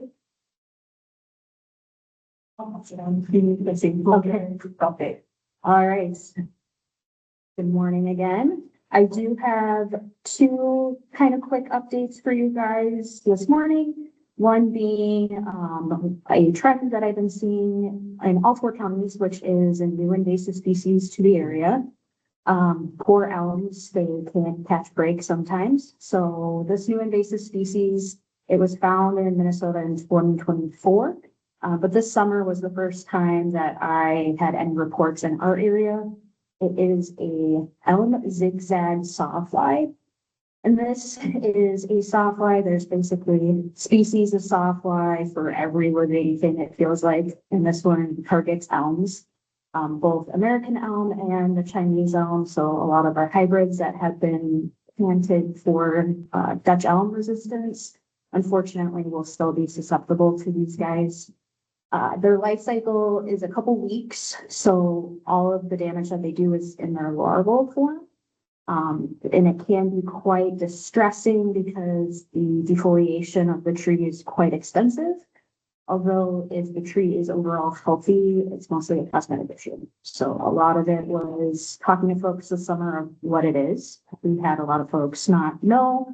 And also they have a lot of waste. So most people were realizing what was going on just by the droppings of these guys, just noticing it on the people's decks or sidewalks or such. We don't really know what the full extent will be long-term. Most of the time, trees will be helping. So I've been just telling people that, but definitely more research needs to go into it. It's gonna be one of those pests that's a little bit more challenging to treat instead of being within the tree, like Emerald ash borer, with it being in the leaves, any kind of insecticide would have to be top to bottom. And most of the time, that's not very profitable and or not really necessary.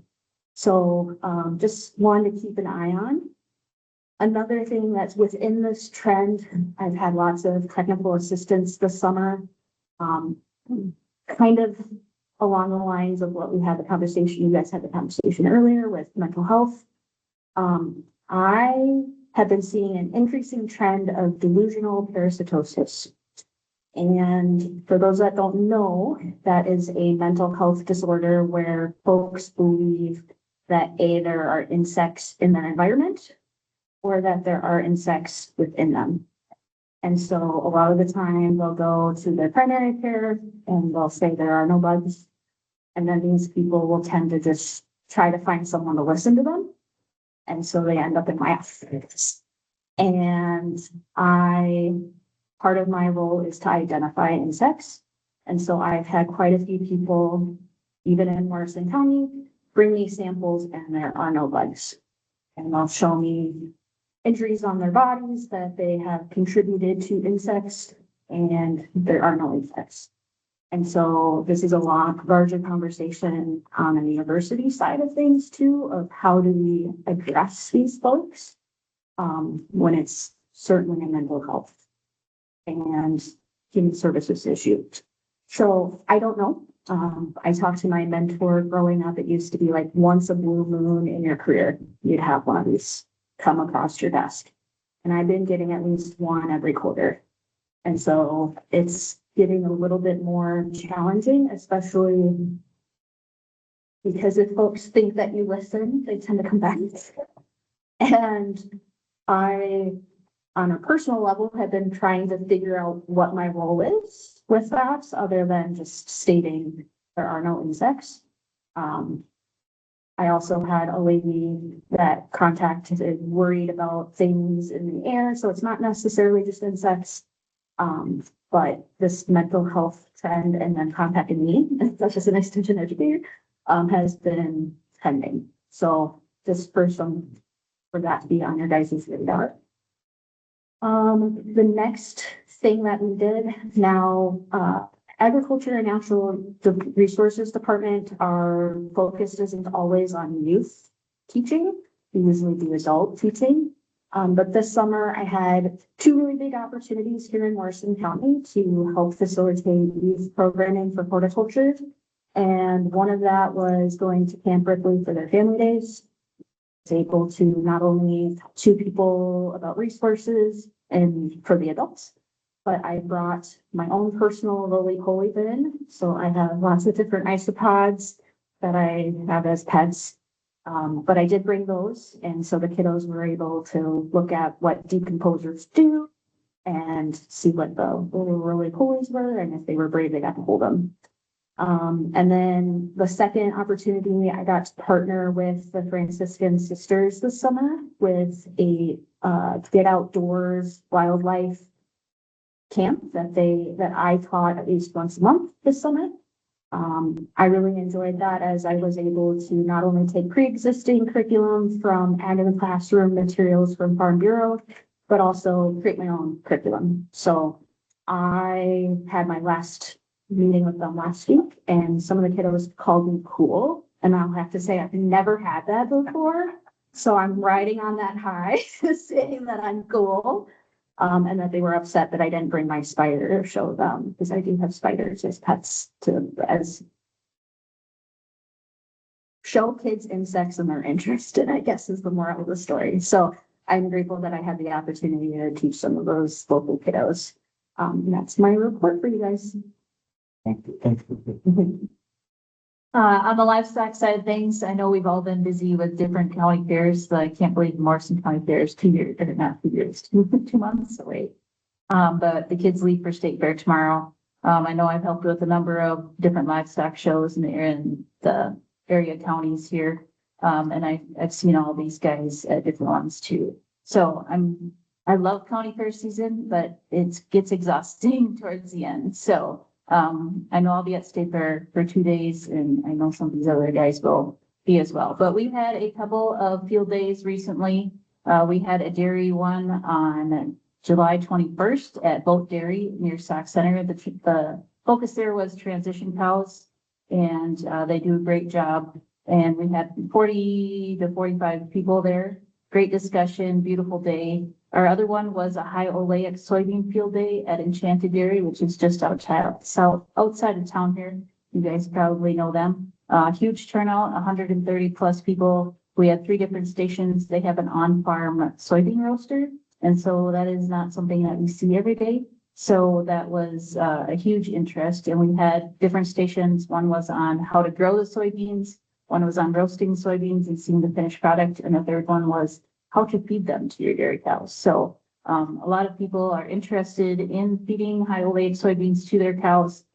Some are already doing it, but the problem we have kind of in this area is we don't have enough growing degree days to grow those soybeans. So they often have to be grown a little bit more in southern Minnesota or south of here. I know, I always had a dairy farmer, he lived by Clarissa, and from Clarissa to Sauk Center, it's not very hard, but the growing degree days is pretty huge difference there. So, it's a great product, just figuring out how to grow them and then getting them to work into your nutrition program. We have a beef skills workshop coming up on September 12th from 4 to 6 p.m. at Clint Catherine's farm here by Little Falls. We are putting that on, and it doesn't have to be just for beef farmers, dairy farmers. Everything that we talked about is going to be for dairy farmers can get information on that too. So that's going to be very hands-on. It's going to be myself, Melissa Runk, and Dr. Angela Barnum. We're going to be talking about dystocia, which is difficult calving, repro, body conditioning, scoring, udder scoring, foot scoring, and then stockmanship and animal handling. All very important things that our beef and dairy farmers deal with on an everyday basis, and to have actual hands-on versus just somebody, up in front of the room talking. It will be a little bit different. So the Mississippi Valley Cattlemen's Association is going to be helping us put that on. We'll be doing the education and then they're going to be serving a small meal after that. So I think that's kind of all of it. Well, okay, so markets and drought. I know we all have experienced, it's been pretty dry around here. Our grass in our yards are no longer green. There are guys starting to chop corn silage already. And it'll be really interesting to see what the harvest yields are this fall. I know I was over at Elmdale and Upsala area about a week and a half ago, and it is really dry over there. Even if we were to get rain at this point, it's too late. Excuse me. So some of the markets are up and down. Our corn and soybeans are looking pretty good right now. Milk, we really need that to be about $20 versus $16. So our dairy farmers are hurting in that area. Cattle peaked in June. It's kind of gone down, but it's still pretty good. And then our sheep and goats markets are still quite positive as well. So if you have any questions on that at any time, feel free to shoot me an email, ask me a question. I'm more than happy to help you with that. I'll turn it over to Becky for the 4-H. Good morning, everyone. Good morning. I, of course, submitted our fair report, so I thought I would take a couple highlights out of that for you today. One of the big ones and kind of a surprise as we walked into County Fair was our general project exhibits. We're up 23% from last year. And we had an indicator when judging took way longer than it usually does. I try to be real respectful of use of funds. And so we've been shrinking up the number of judges we have come. We're going to have to add some more. So that was super exciting to see. Of course, we don't usually get all the results until after the fair is over, but 23% was extremely high. Usually, for lucky we get 3, maybe 4%. So it was extraordinary. Couple of other little notes about County Fair. Our poultry and rabbit barn is going to explode in the next couple of years. We have, I believe it was 14 poultry clover buds, and I think it was 18 rabbit clover bud exhibitors this year. which is extraordinary. It's so neat to see those little ones are definitely our future. And so, I've been in talks with our rabid poultry barn superintendent about, maybe increasing those cages a few each year and, getting ready for that to happen. So fun there. Of course, livestock, the barns were very full. It was a good fair. We implemented breakfast in the 4-H building, this year. That was kind of fun. Auction was very successful. And now we're September, so we're looking at state events. It's that culmination and everyone's going to showcase one more time. Tomorrow, the youth lead for our state fair livestock encampment down at state fair. There's 34 youth going and 4 chaperones. Next weekend will be our general projects that'll be judged. 18 youth from Morrison County will have their projects down there. I took projects down there yesterday. Shoot Sports and Wildlife State Invitational is September 11th and the 13th. We have 6 youth that are going to participate in that. State Horse is the following week. There's 8 youth involved in mini horse, drill team, pleasure and games competitions throughout the 5 days. And then also our Northeast Livestock Show is the end of the month. Morrison County has 31 youth planning to attend that. Also want to mention Morrison County has been hosting the Northeast Livestock Show since 2023. The region kind of went through a decision to maybe put the show on more of a traveling option. And so it was decided to have a 2-year commitment and an application process. Morrison County, we had a meeting, talked with families. They wanted to throw our hat in again. We were selected to maintain the show for 2027 and 2028 as well. So we're very proud of that. Morrison County has excellent facilities and an excellent volunteer base. The Northeast region, there's not a lot of other options that can support that volume of youth and families. Last year, there was, I believe, 320-ish kids that attended the Northeast Livestock Show, which is larger than Morrison County's, own population. And so it's exciting to have that many kids here and experiencing the county and the community. I do want to highlight that Morrison County has 2 4-H state ambassadors this year. Rachel and Ella will be starting their terms down at the state fair this year. You'll see people down there, youth in green. They're oftentimes welcoming people to the 4-H building. They have a lot of activities they do helping out with the 4-H events throughout the entire duration of the state fair. And so we're very proud to have them doing that. And of course, leadership opportunities throughout the year. And then I did want to bring to your attention, National 4-H Week is October 4th through the 10th. We have a large plan for the week. It starts on the 4th. That'll be our first 4-H pancake fundraiser, the Little Falls Ballroom from 8 to 12. The whole community is invited to that. Please come and support the 4-H program. October 6th will be our breakfast with the commissioners. We have a brand new t-shirt design this year. We threw out a contest. And so that's pretty exciting. I think you'll like what won. Also on the 6th is our Morrison County 4-H T-shirt Day. And the 10th to round out National 4-H Week will be our annual awards program in Sobieski. You're of course all invited to attend that as well, 6 o'clock. Any questions about the report or our regular reports? It's not very often you get all 4 of these chairs filled with our friends from Extension. Any questions for them, Commissioner Cassidy? Thank you. The question to you, Brenda. You said that cattle prices have slid a little bit since June. Can you tell us where they're at today? I'm not an economics person, but I know in the heat of the summer, sometimes things go down. And I know bull calf prices have gone down. I don't like feeding calves when it's really hot out. Plus you have to fight the flies and everything else. So that's dipped a little bit with the announcement yesterday that kind of put them into a little bit of a tailspin, but they're still over $2, fats and feeders are still really good. I don't understand how the economics, if you're buying some of those feeders at ridiculous, like $2,500 a calf, and then you turn around and sell them. I don't know where the profit margin is, but some of these guys got it figured out. So if you can do it and if it works into your system, go ahead. I know I was at NCBA CattleCon in February and they said prices are supposed to stay good through 27. And so, you know, our nation's beef herd is still very low and it takes a long time to rebuild that. You know, from the time you breed a cow to the time she has a calf is like 3 years. So, I mean, it takes a long time to rebuild that. We are working on rebuilding it. It's just an extremely slow process. And with the drought in multiple areas of the country, I mean, we're dry here in Minnesota, but it is way worse in other parts. And so that really takes a big toll on some of those beef enterprises in different pricing. They do.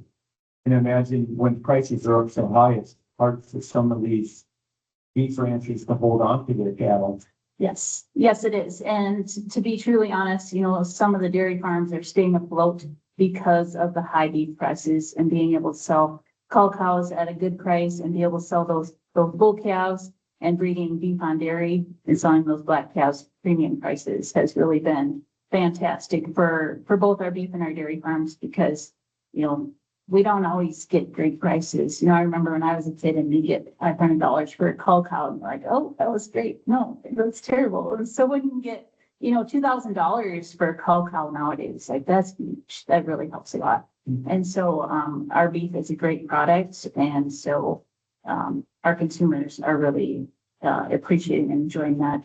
Is it premium prices? Yes, it is. But the nutritional factors are far superior to that price, in my opinion, and you know, the numbers not behind that really, so.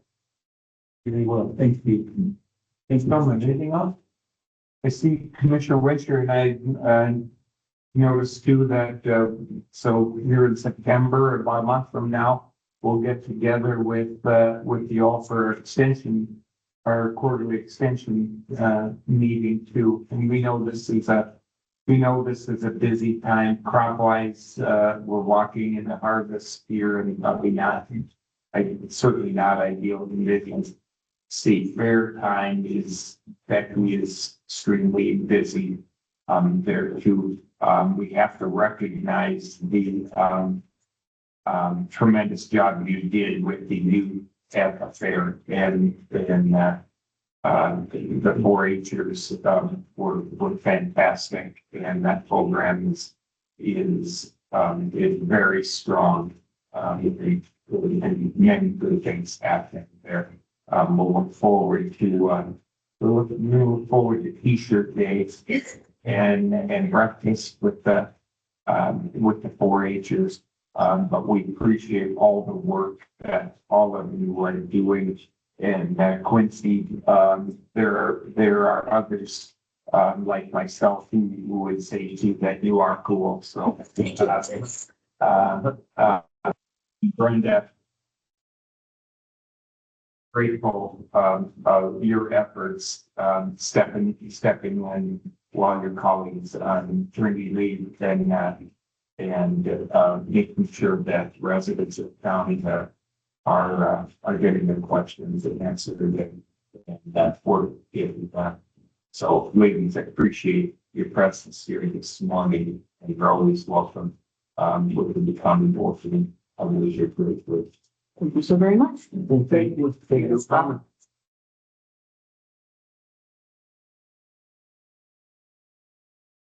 Gentlemen, I look to our administrator, Mr. LeBlanc.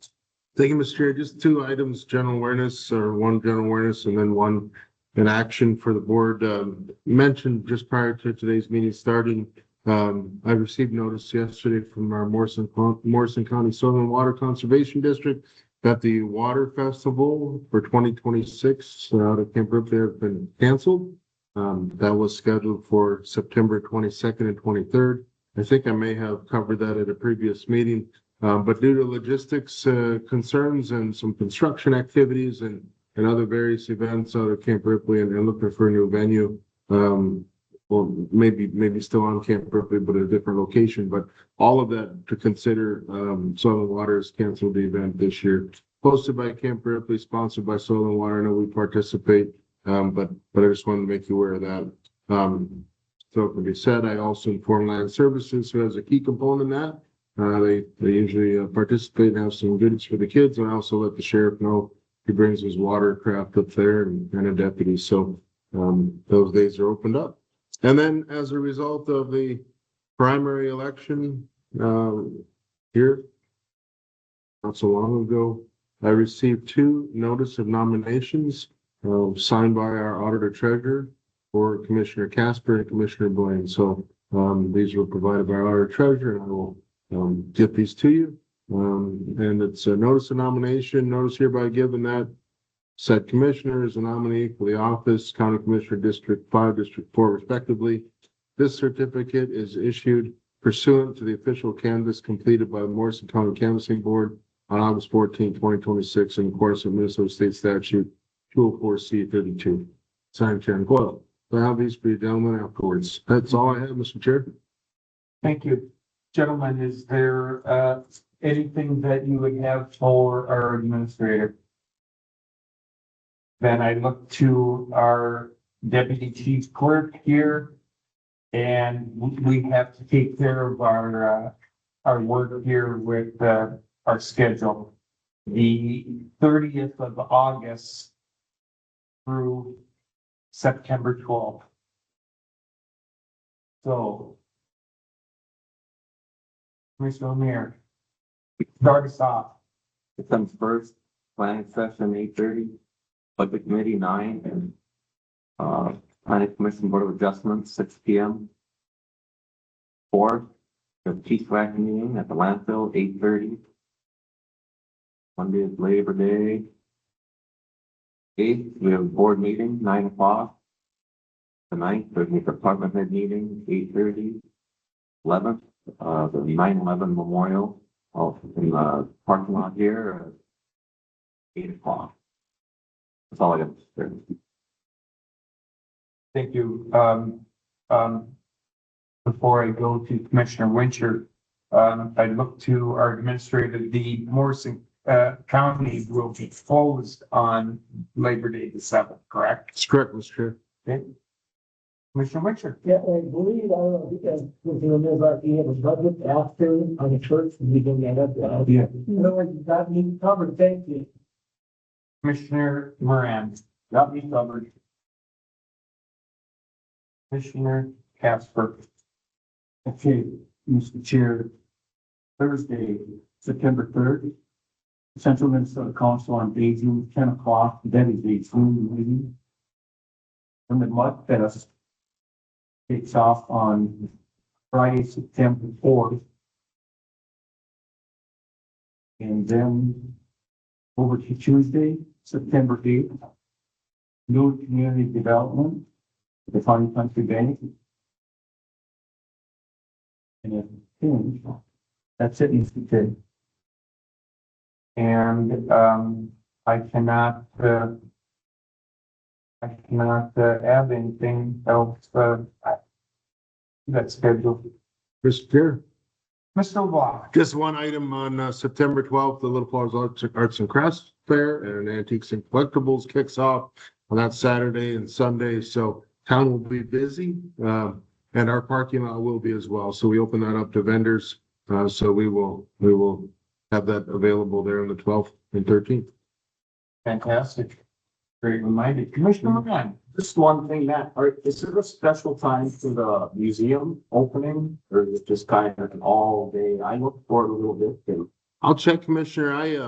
I haven't heard that they're doing like a ceremony or a presentation. I just keep hearing that weekend. And I did talk to the assistant out there and then didn't mention, but I'll see if there's a program.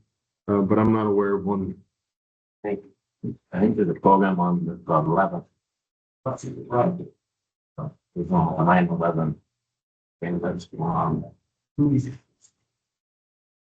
I don't. You know, Mr. Chair, I think there's gonna be too, because one of my colleague or comrades at the VFW spoke about some camper-free vehicles staging down here and then convoying into the museum. So I think there's gonna be some sort of a display or show on top of what they have out there. So I'll dig more into it and then come back to the board. Gentlemen, is there anything else that you'd like to address this morning? Gentlemen, I'm going to adjourn us at 11:23. Thank you, Mr. Chair. Thank you for your patience.